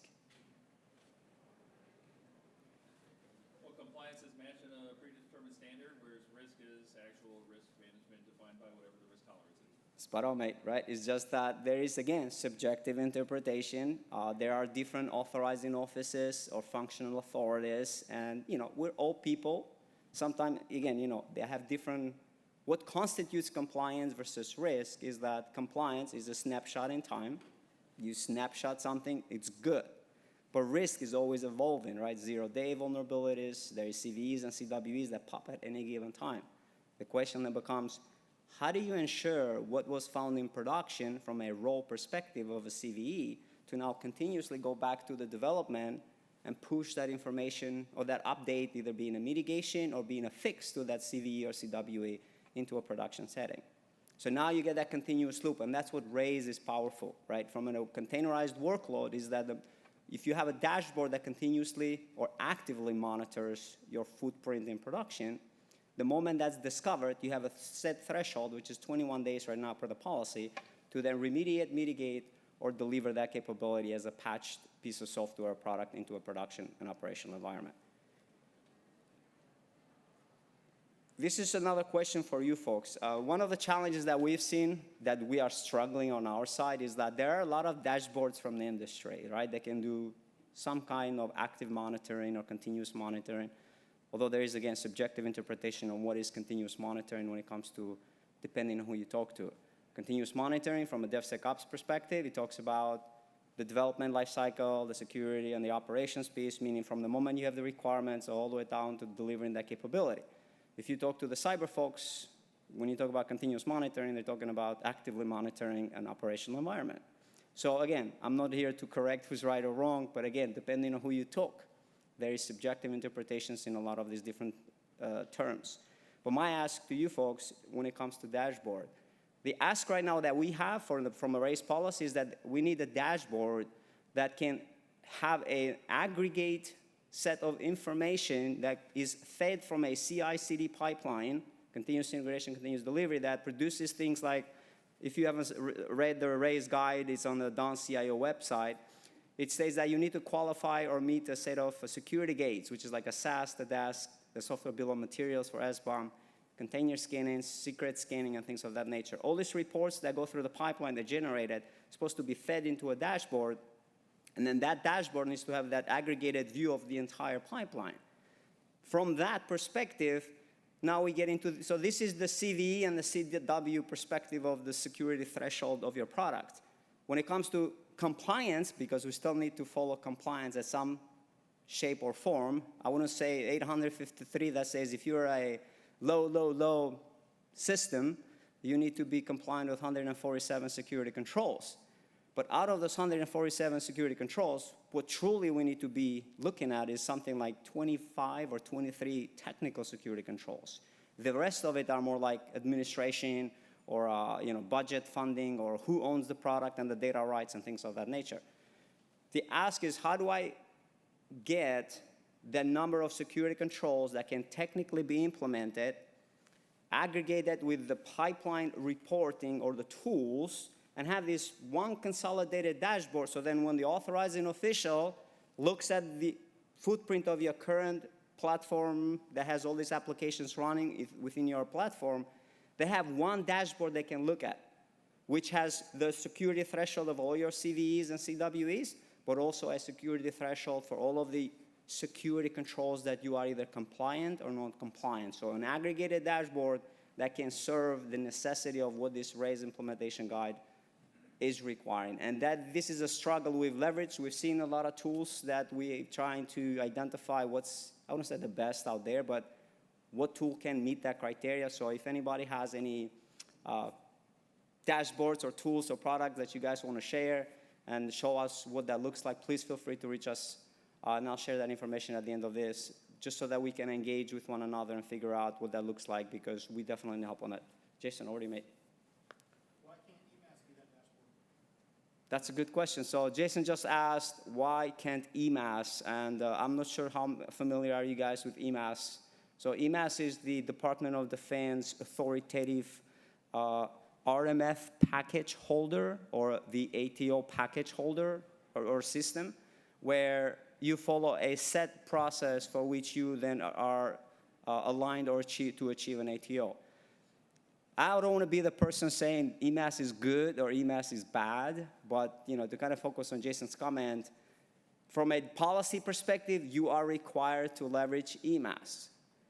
EMAS doesn't really check all the necessary boxes when it comes to automation and DevSecOps. They do have a set of APIs where you can ingest data, but there is no actionable events that you can take upon the data. For example, if I have a CI/CD pipeline that feeds this information for all my scans into the EMAS system, you can log in on EMAS, and all you can do is just that you have these files on EMAS, but you can't take any action on it, meaning, can I create a POAM, or can I add a mitigation to that specific CVE or the CW or that security control? So there are some limitations on EMAS, but we are mandated that we leverage that. If the industry has a creative way that they can do something better, again, we're open to leverage that as well. I think at one point they were probably considering it, because there's assess and authorize, and there's assess and there wasn't assess and incorporate. I created 2 container packages about 18 months ago in anticipation of using that, and that's gone, and now it's just assess only. The assess and incorporate piece is missing.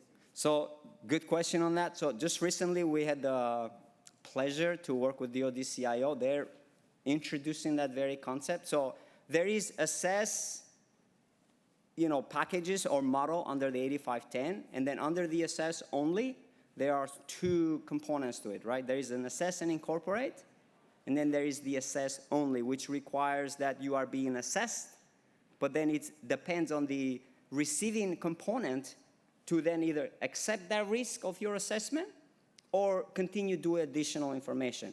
With the assess and incorporate, for which RAISE was established, is the fact that if you're developing an application and you have a target endpoint, let's say I want to deploy on McBoss, which is a Marine Corps and Navy DevSecOps platform.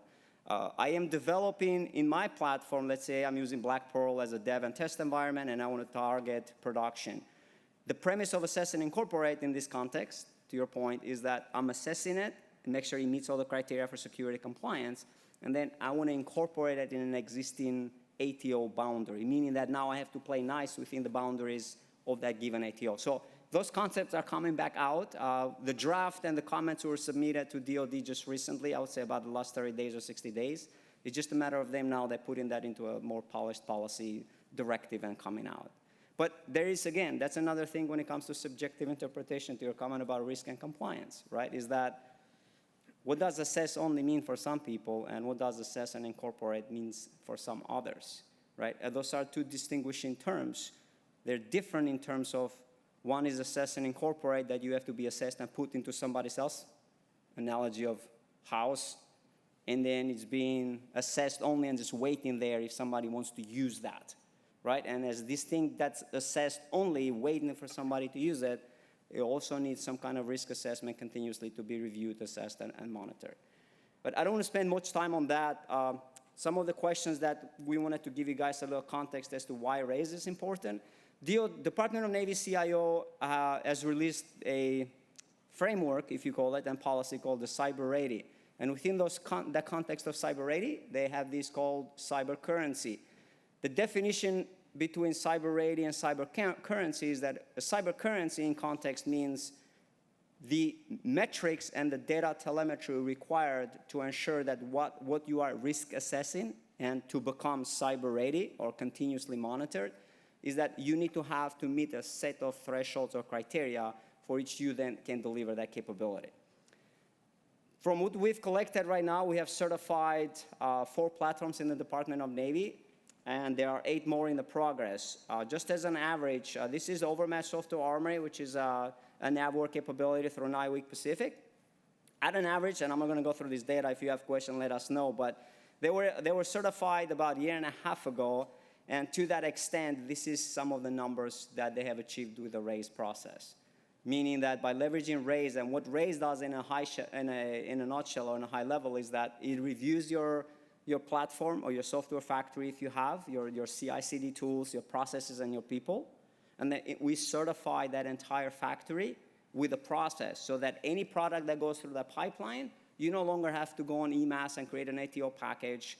You don't have to go on and worry about POEMs and checklists. All of that get assessed through the CI/CD pipeline. At the end of it, if you meet all the security gates that are listed in the policy, by definition now, it is the ISSM of that platform for which will operate that application who becomes the approving authority.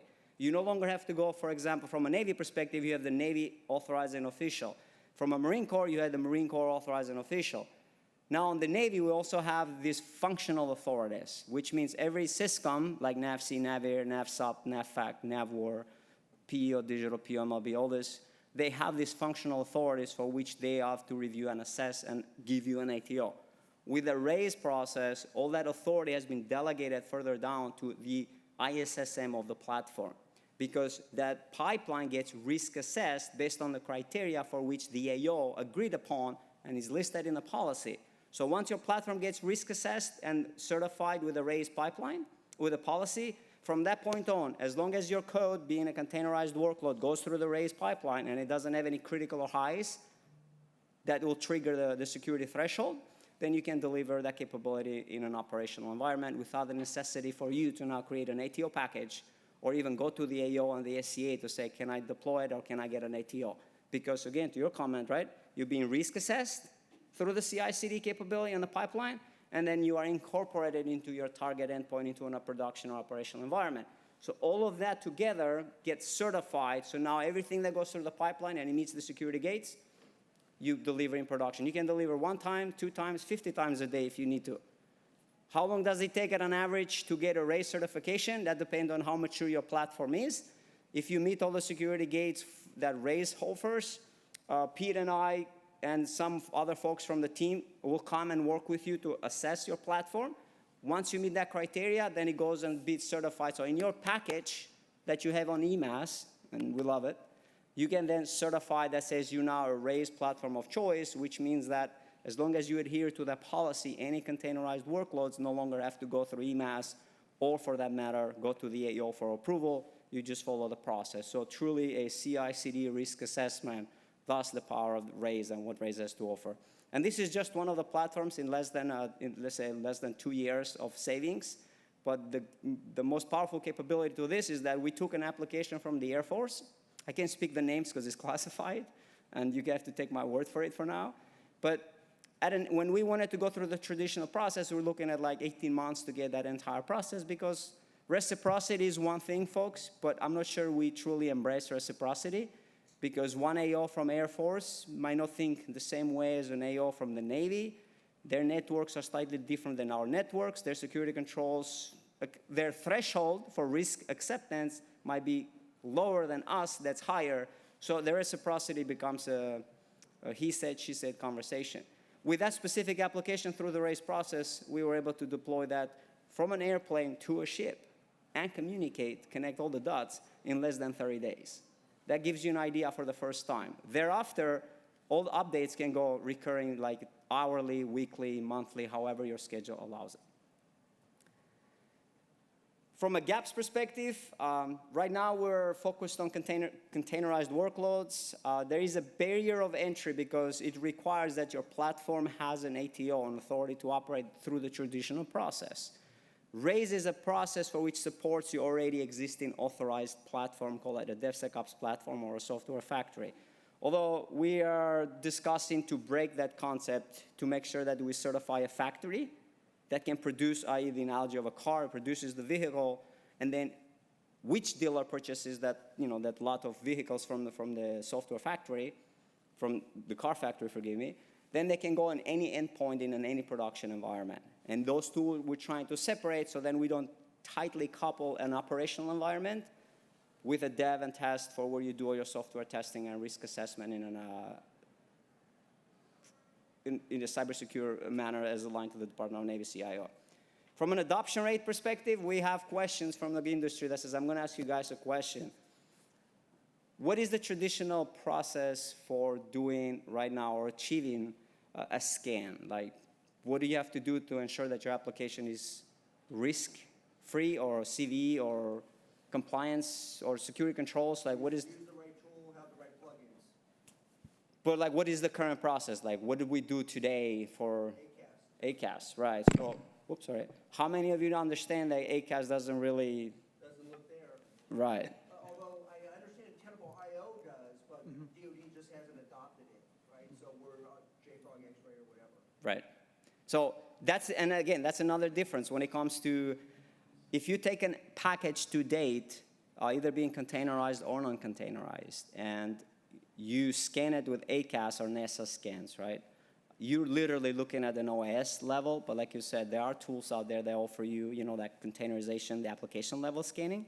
But what we've identified is that a lot of the systems that we have low risk established for these packages, when it comes and when it goes through an actual pipeline and leverage all the best practices and industry standards, we find that those low-risk applications actually are very high-risk applications. So now the question becomes, when it comes to this specific slide, is that if I go to a program and ask a question, hey, do you want to use RAISE or do you want to use the traditional process? There is a dilemma. If you go with a traditional process, you only do NASA scans, and your life is beautiful. You deliver 18 months later with an ATO in production. But then if you want to switch the gear and say, I want to use RAISE, well, now this shows 0 CVEs and vulnerabilities with NESAs. Now you go with RAISE and you have 350 criticals and highs. Now the question becomes, how long does it take me to fix all of this stuff, and do I have all the money and the budget to fix all this? So you can go fast with RAISE, but it will give you a high security risk threshold for reviewing and mitigating, because we're looking at the things for which a traditional scanning system doesn't really look into it. It was not a fault for what we did or how we do business. It's just that the evolution of technology has gone to a point where now we look at things for which we didn't look in the past. So that's why there is always a challenge when we ask the programs, hey, you need to adopt RAISE for containerized workloads because you can go in production faster. A lot of times they say, well, yeah, but you just discovered a bunch of stuff that we didn't know, so now I have to spend time fixing all these vulnerabilities.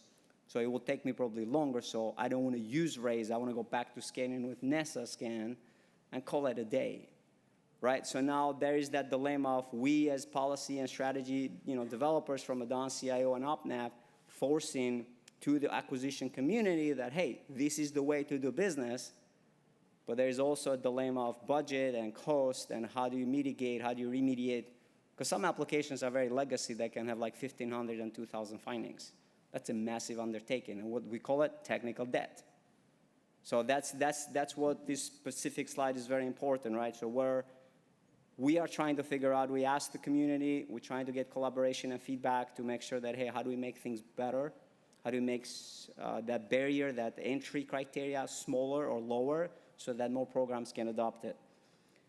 I'm going to switch to Peter here for a second and talk about our next steps and what we are planning to do. As I mentioned at the beginning, RAISE is focused right now on containerized workloads, certifying your CI/CD pipeline, and then based on that certification, as long as you adhere to that certification, you can continue delivering applications in a continuous manner and maintaining the footprint and the threshold of a cybersecurity risk in an operational environment so that we keep both the operational environment secure as well as the product that going through the pipeline are by that definition secure. The next effort that we're trying to update is now adding infrastructure as code and virtual machines and CUTs and GUTs. I know GUTs is not a thing in government, well, government off the shelf. It's another term that we leverage. But from a CUTs perspective, that becomes a little more challenging because I can do a SAST, which is the security analysis, the static analysis security testing, because I don't own the code, and I can ask the vendor to give me the code to do a SAST. I can ask the vendor to run a SAST and give me the reports, but how trustworthy are those reports if I didn't run them in my platform? Because my platform is certified to ensure that code goes through securely, and I have track and audit of all that information. So that's a conversation that we are reaching out to some industry partners to have these conversations to figure out what is the best way or a path forward as to how do we ensure that a CUTS product gets risk assessed via automation, i.e. like the RAISE process, and not to take at an average 18 months to sell to the government and then ATO it and then go into an operational environment. So Pete, if you want to chat a little bit about, at least from a non-containerized perspective, and some of the cloud native conversations that we had.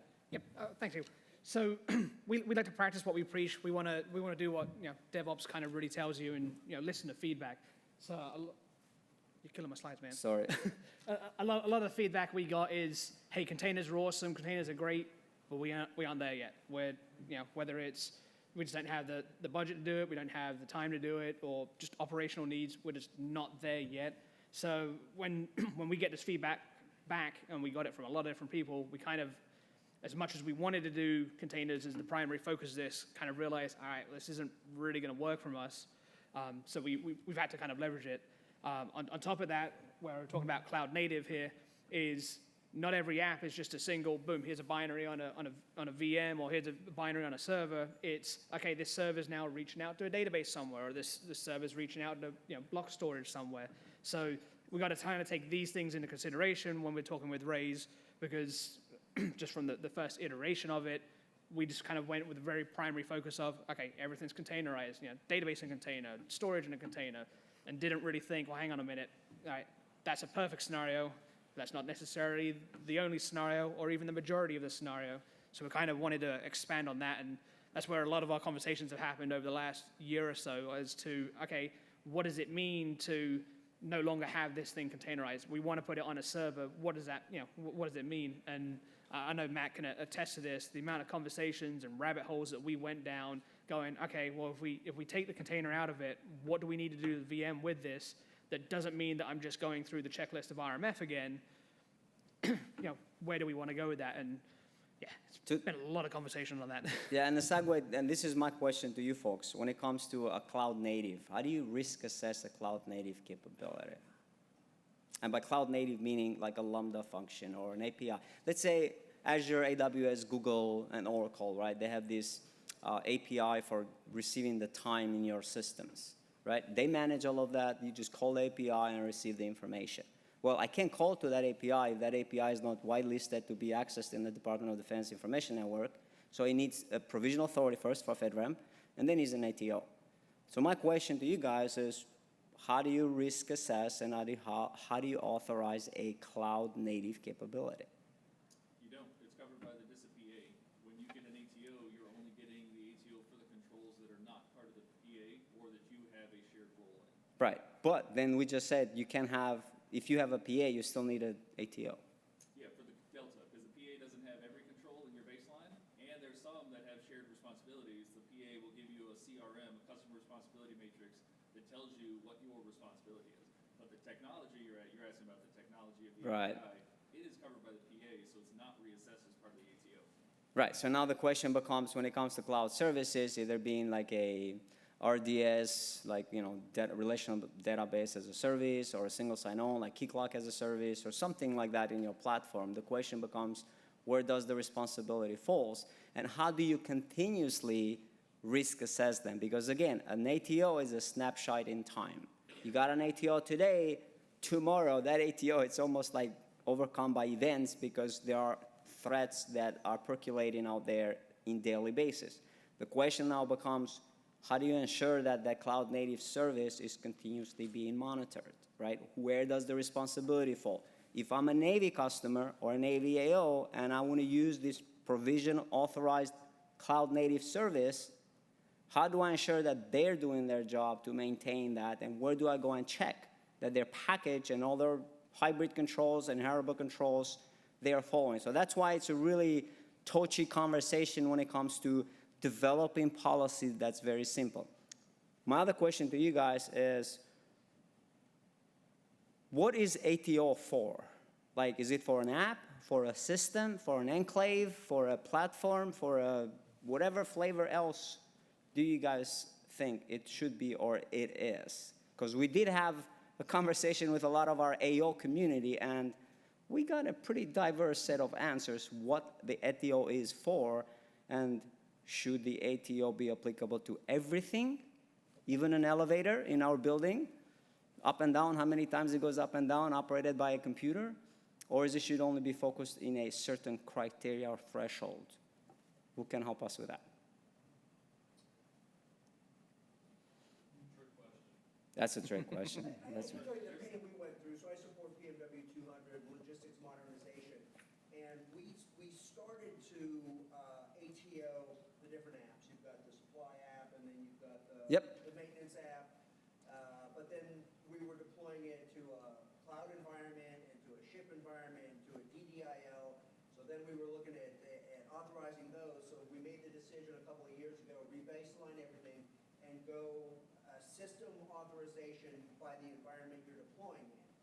Well, that's going to kneecap us when we go to raise, because then we have to go back to the application, the containerized application, and get the RPOC designation as the ATOs.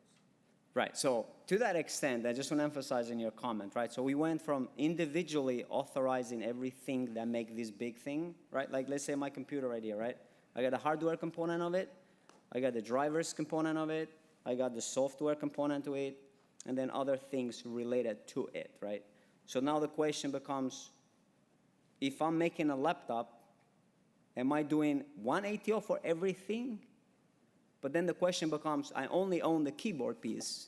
You own the screen, and you own the memory, and you own the hard drive, and you own the CPU. So now you have 7 different vendors. The question becomes, what do you authorize? And that's the challenge we're having right now when it comes to additional software that's non-containerized. How do I authorize a virtual machine for which an ops guy, like an operations guy, can go directly into the virtual machine and actually just change the configuration because the production is down and they needed to fix that because I can't put my timesheet and I can, pay a contract. So they fixed it, but they broke the baseline on the development, so the development team is working on something else. So how do you ensure that is a secure baseline? And I'm sure that some of you know infrastructure as code. You can just make everything infrastructure as code. Sean probably can speak by, from his experience here, is that we have ships and subs. I can't do infrastructure as code on those things, right? They're very legacy. They were built in the 70s, right? We have system, like the second oldest system in the Department of Defense is called MOCAS.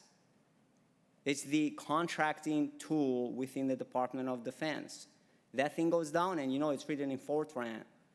CIA has the #1, oldest system. I don't know if that's a Guinness record for whatever reason, but it's very important to note, like, how do I go now and risk assess a virtual machine, and how do I ensure that can I push a 16 gigs machine through a CI/CD pipeline? Can the network allow me to do that? Should I only look for the deltas of the base image for which is already in production, and only then look at the deltas that were changed through the process? Who determines the deltas of a virtual machine, and how do you risk assess that when you configure it, it doesn't change the actual footprint and the threshold of the risk for which that was reassessed? So that's why there is a push now from Department of Navy is that we need to start thinking of software components as portable units, containerize them, right? We're working on a containerization memo that's about to be released soon that will ensure that all custom software development starts focused on the context of how we deliver software. It's important to follow a containerized model or containerized technology. But there's always the scenario that we're always going to need to risk assess things that are standalone in a virtual machine or running on a server on an airplane. So this is some of the challenges. And if folks from the audience have feedback or have thoughts that would like to share with us, how do we go by risk assessing these kind of things? We welcome that engagement. We'll be more than happy to sit down with you and listen to what you have to share with us and guide us through that process. Because even though we have a good idea as to how that will work, just because we think it's a good idea, when we release these policies, they become unpractical in a way for execution, and it creates barriers for programs that from a cost schedule performance, a lot of times they don't have the time or the people or the money to then redo and redesign the entire system to go from a standalone or on-prem to go fully containerized and cloud native. Sometimes the ships that we have may not allow us to do infrastructure as code. So it's a permutation of different venues. So when it comes to how do you authorize an app or a system, NIST says an information system is a system for which it hosts workloads or applications. When you ask the AO community what's the difference between an application and a system, their response in some cases is the same thing, because an app needs a server to run on. Well, okay, great, but what about a cloud native application? I don't need a server to run it. So then the conversation goes back and forth. How do you articulate that clearly into a policy that's well translated and received from the acquisition community to ensure that when we develop policy, it's adoptable and it can be executed without holding each other's hands and what we meant when we wrote the policy. Because a lot of policies are subjective for interpretation, and it creates a lot more work for the acquisition community to then deliver those capabilities. Excuse me, can you clarify something for me? Sure thing. You mentioned containers quite a bit. Are you talking specifically Kubernetes and OCI-based compliant images for Kubernetes, or are you talking or allowing for other systems, i.e. Linux containers running on like a Linux platform? The premise of the raise for risk assessment is if you can containerize it, you can run it into, let's say, a Docker engine or a Kubernetes orchestrator or any flavor of Kubernetes, right, Rancher or OpenShift or anything, right, is that you can certify the process of how you're delivering those containers and where the endpoint is for deploying in production. How secure is that endpoint to ensure that your container that you just delivered has the means to be monitored for like CVEs or CWEs or security controls, for technical controls, right? For like, are you HTTPS, are you TLS 1213, and things of that nature. So it's irrelevant. And another common question around, segue to yours, is that, can I use Iron Bank to download a container, or can I use Docker Hub to download a container? It doesn't matter where you download the container. The RAISE process institutes and validates the pipeline for which all of these containers, regardless of where they're coming from, when they go through the process, we will identify which one of these containers are considered, secure. The reason that we say go from a trusted source, because a lot of times things like Iron Bank or SCORE from the Department of Navy or ChainGuard, right? Those guys are doing a wonderful job. Is that a lot of their products are secure by design, and CISA also released their 800-218, which is secure by default, on how to design and develop, secure systems. But again, going to your point again, regardless of what the incoming container or what repository you pull for, you'll have to do more work if it comes from Docker Hub than doing, less work from a trusted source.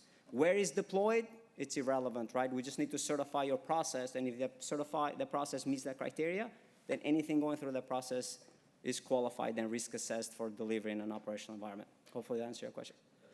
So with the OCI that you were talking about and the Kubernetes and everything, when we did the first iteration of RAISE, back in, was it 2022 or whatever it was now, it was heavily influenced by OCI and heavily influenced by CNCF. But we didn't want to specifically say, thou shalt use Kubernetes or thou shalt use Docker Swarm. We wanted to leave that one kind of open. Since then, I personally have dabbled with LXCs. I've had a lot of fun with them. And then with the feedback we were talking about, we're getting from applications outside of containerization. The updates to RAISE, it's basically now just going to be holistically just applications. Yeah, however you want to define that, it's just applications. It's just a different delivery method at the end of the day. And the segue, if I can put you on the spot as well, is that a lot of times in the DoD, depending on who we ask, like, what is a software factory? Like, who can answer that question? Simply, I'm not trying to put anybody on the spot. I mean, so I've had a little bit of experience with software factories, Castle Run, Space, Yep. and others. I think a software factory is essentially an organization that defines and implements a way to create and deploy software on a consistent and regular basis. Spot on, right? And again, from an interpretation perspective, if we ask somebody else, they'll think like, well, I have a set of tools and processes and people in a building that can deliver, to your comment, secure software faster, whatever faster means in definition, right? So, and then my other question is, so that's a factory for producing something, assessed, to your comment, and we assess that, and it's sitting over here in this clean registry for containers, just for simplicity's sake. Now, a ship says, I want to use that thing, but the ship has its own ATO over there. Right? So now, if I'm the factory that produces secure software, I'm putting it here, making sure that, it's continuously monitored. When I have this endpoint, either being an edge device or being, a sheep space or whatever it is, or a shore thing, right? Like another target endpoint. Combining that endpoint with your factory, what is that called? Integration. Deployment, Delivery, okay. I'm sorry, what was that? CI/CD, right? So under the DoD DevSecOps reference architecture, that's called a DevSecOps platform, which means that a factory produces something to then wait to be deployed to an endpoint. Adding that endpoint to your factory now makes that a DevSecOps platform. There is subjective interpretation on that because some of you folks have different definitions on it, right? But from my context, what RAISE looked at it, say that, hey, we got this factory concept for doing something good, and put it into this registry and waiting to be released or deployed somewhere. And then we got this platform for which is to receive these good things and operate for the mission and all that. What it's important to note is that a factory cannot produce every permutation of software to be used across all these different endpoints. There is an endpoint that says nuclear propulsion, right? There is an endpoint that says financial data. There is an endpoint that says PII information.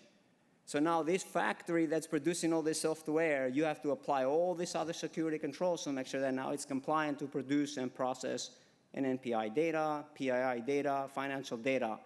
So now you made this factory kind of cumbersome and hard to deliver software because you got so many constraints and things. So then the question becomes, well, how many software factories do we need?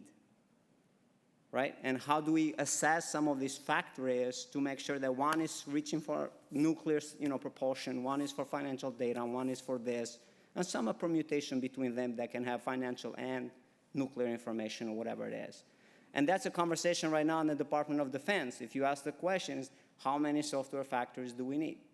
I'm going to ask you guys the same question, because I think we have an answer on the Department of Navy, and I'm going to give you a prelude to that, is that we have this notion that we need to reduce how many factories we have to make sure that we have some good ones that can meet all the endpoints that we're delivering to. But from your perspective, do you guys have a number that you think is good? 10, 5, 15, 200?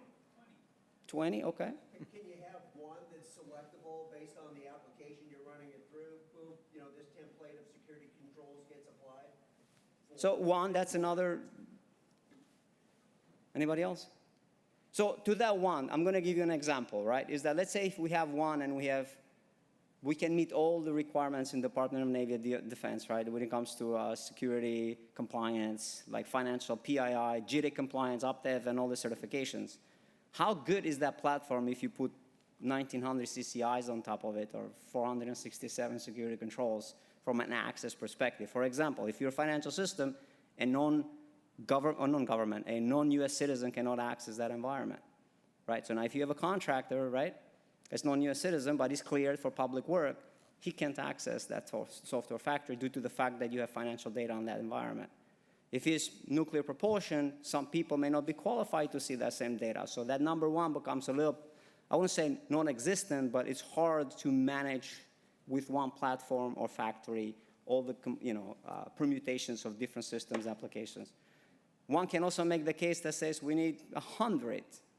Okay, well, at an average, it takes $8 million to deploy, just to deploy in a platform or a factory. And I'm not talking about hosting customers and putting all the great things in it, just to run it. And you can talk to some of these folks over here. I think Jason worked on it, Sean, you worked on it. I think folks from McBoss worked on it as well. But then on top of that, you got the cybersecurity, the operation and maintenance of things, right? So having 100 at $8 million, $1 billion a year, that's kind of a lot of money too, right? So then the question becomes, what is that right number? So with the raise, what we're trying to define is that if we define a set of software factors and we certify them with this raise process, then we identify their target endpoint, meaning if you're a factory that you support in that platform 1, 2, and 3, and this other factory 4, 5, and 6, then we certify these factories on their own, as in they can produce secure software, and then we tie them up with a production platform and then certify them as independently, meaning that that platform A, B, and C can now receive secure workloads from these software factories because they align with one another. And by alignment, I mean, just because you meet the security controls, you also need to be careful about functional. If my factory using key clock and my ship has an LDAP Active Directory there, my code, when it goes to that production on the other end, will not work because the APIs, the application programming interfaces for which they interact, they are different.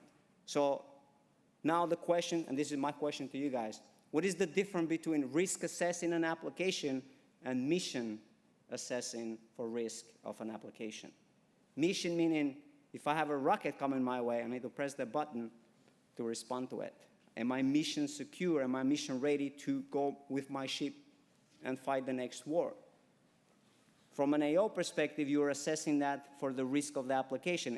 Is my network secure enough, and is this application secure enough to be plugged into my main enterprise? So my ask to you guys, what's the difference between risk assessment of an app and mission risk assessment? Technically nothing. The mission risk assessment is actually a tolerance. Each mission has a tolerance for risk. So when you assess the app, you determine, somebody's supposed to determine if it fits within that mission's tolerance.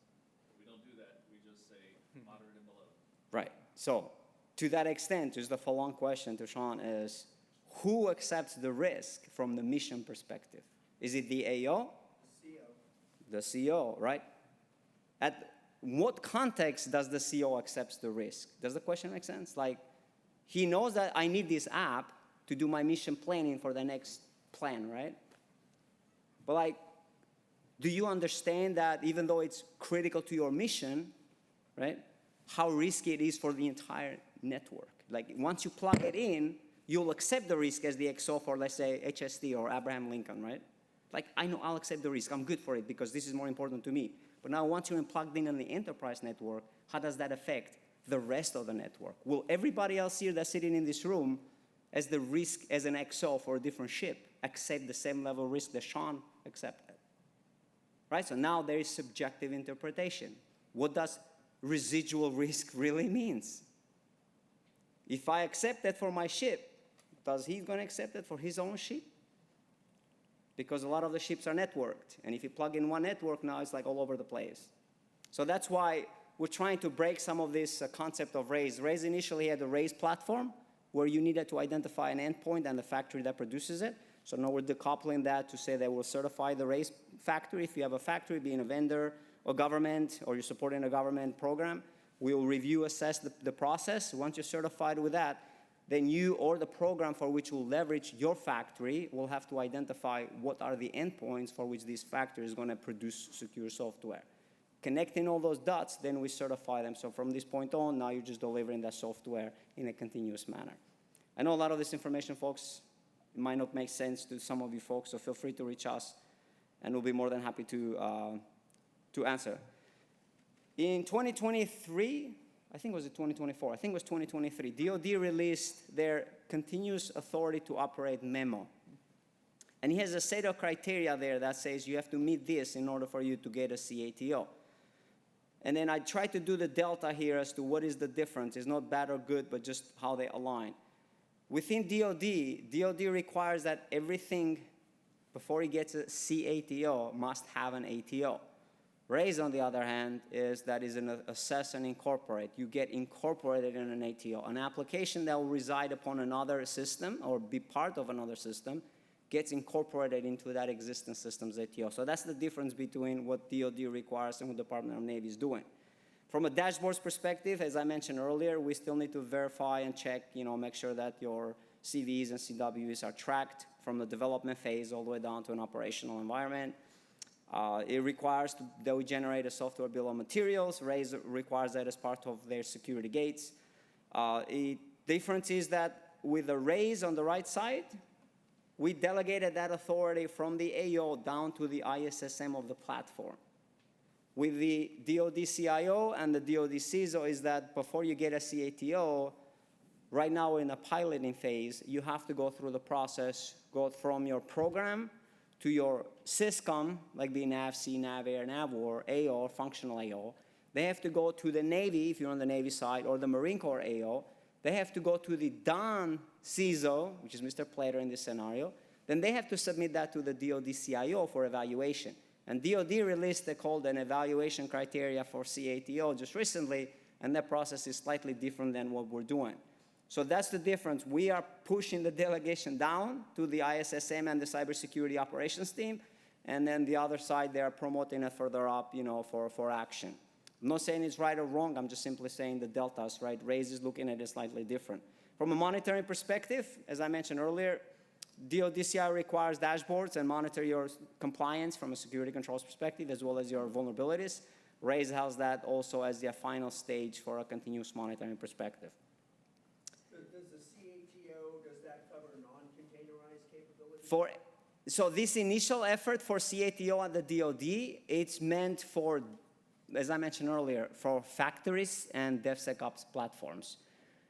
We have a pilot right now from Department of Navy, and it's called Cosmos under NIWC Pacific. They are an R&D environment, research and development, but they don't have an operational endpoint like a production environment.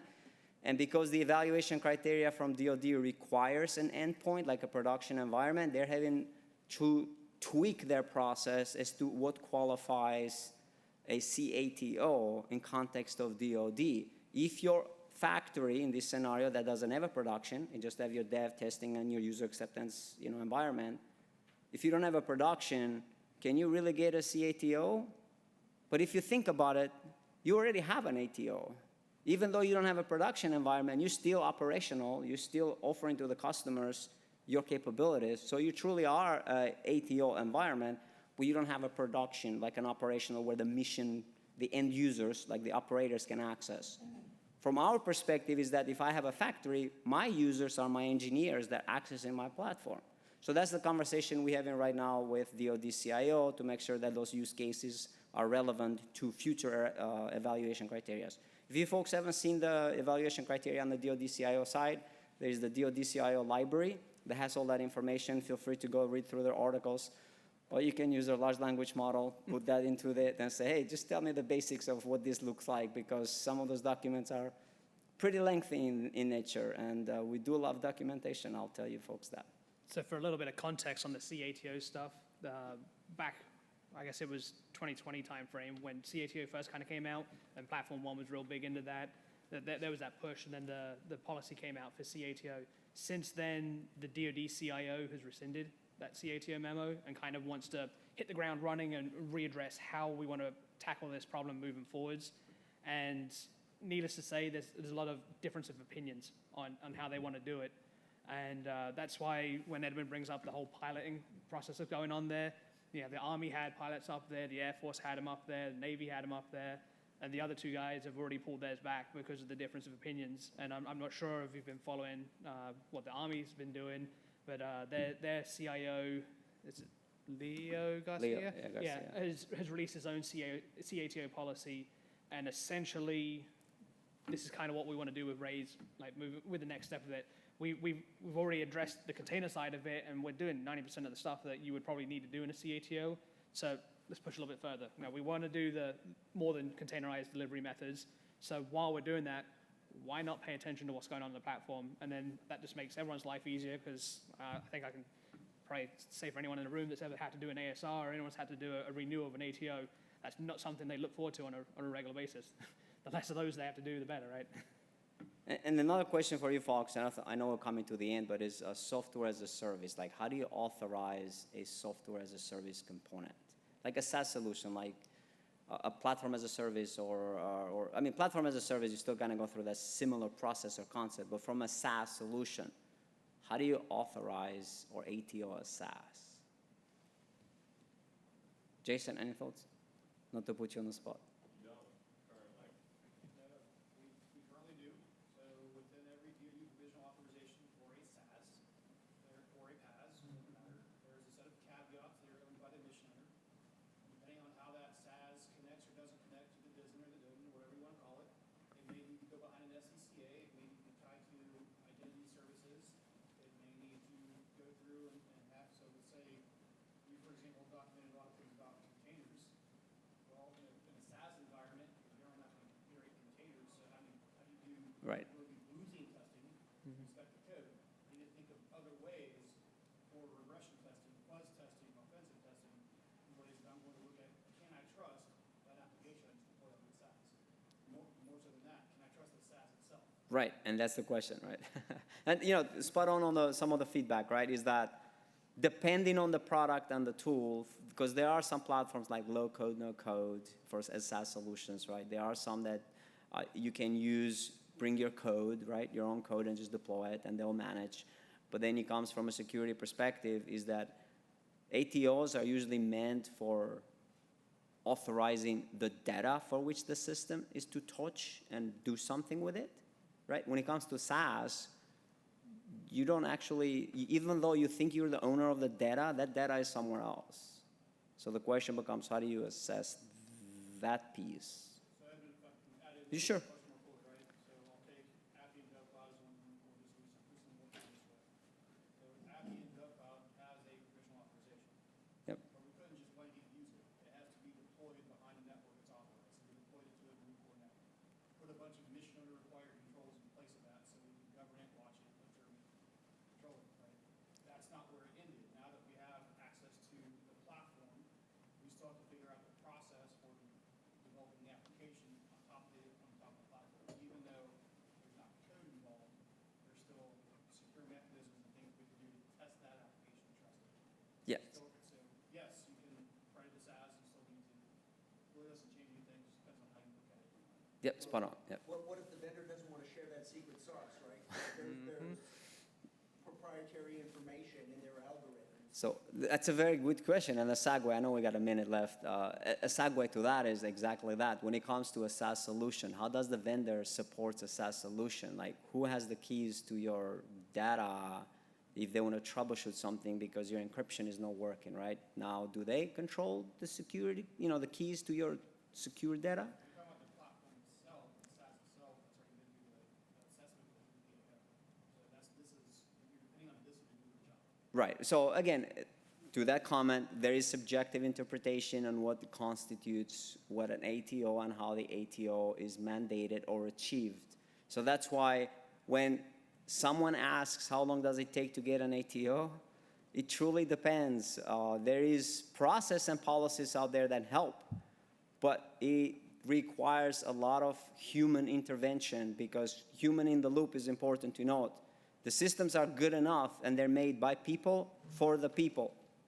But when it comes to do they meet every checkbox for security? Probably not. And to Jason's comment is that sometimes you have to pile up additional information on top of it. Oh, by the way, the user experience goes down every time you add an additional security control to it. So how did every branch of the DoD get Teams and Office 365 approved? There's a process for that. So those are SaaSes and PaaSes. I mean, we do it all the time. Thanks for that, Jason. So, folks, for the day, I think that's all we have. I know there is a lot of conversations that are taking place around the DoD when it comes to authority, cybersecurity, and especially we didn't touch anything. We talked about SaaS and COTS, but my closing comment is that how do you risk assess a large language model and artificial intelligence? But that's for tomorrow. So feel free to join tomorrow in our conversation. We're going to demonstrate some, large language models, disconnected, containerized, and we're going to talk about risk assessment for large language models and artificial intelligence. So thanks for joining us today. Appreciate your time. Feel free to join with us and have a conversation if you have any creative thinking or innovative ways that can help us risk assess some of the things we mentioned today. Thank you.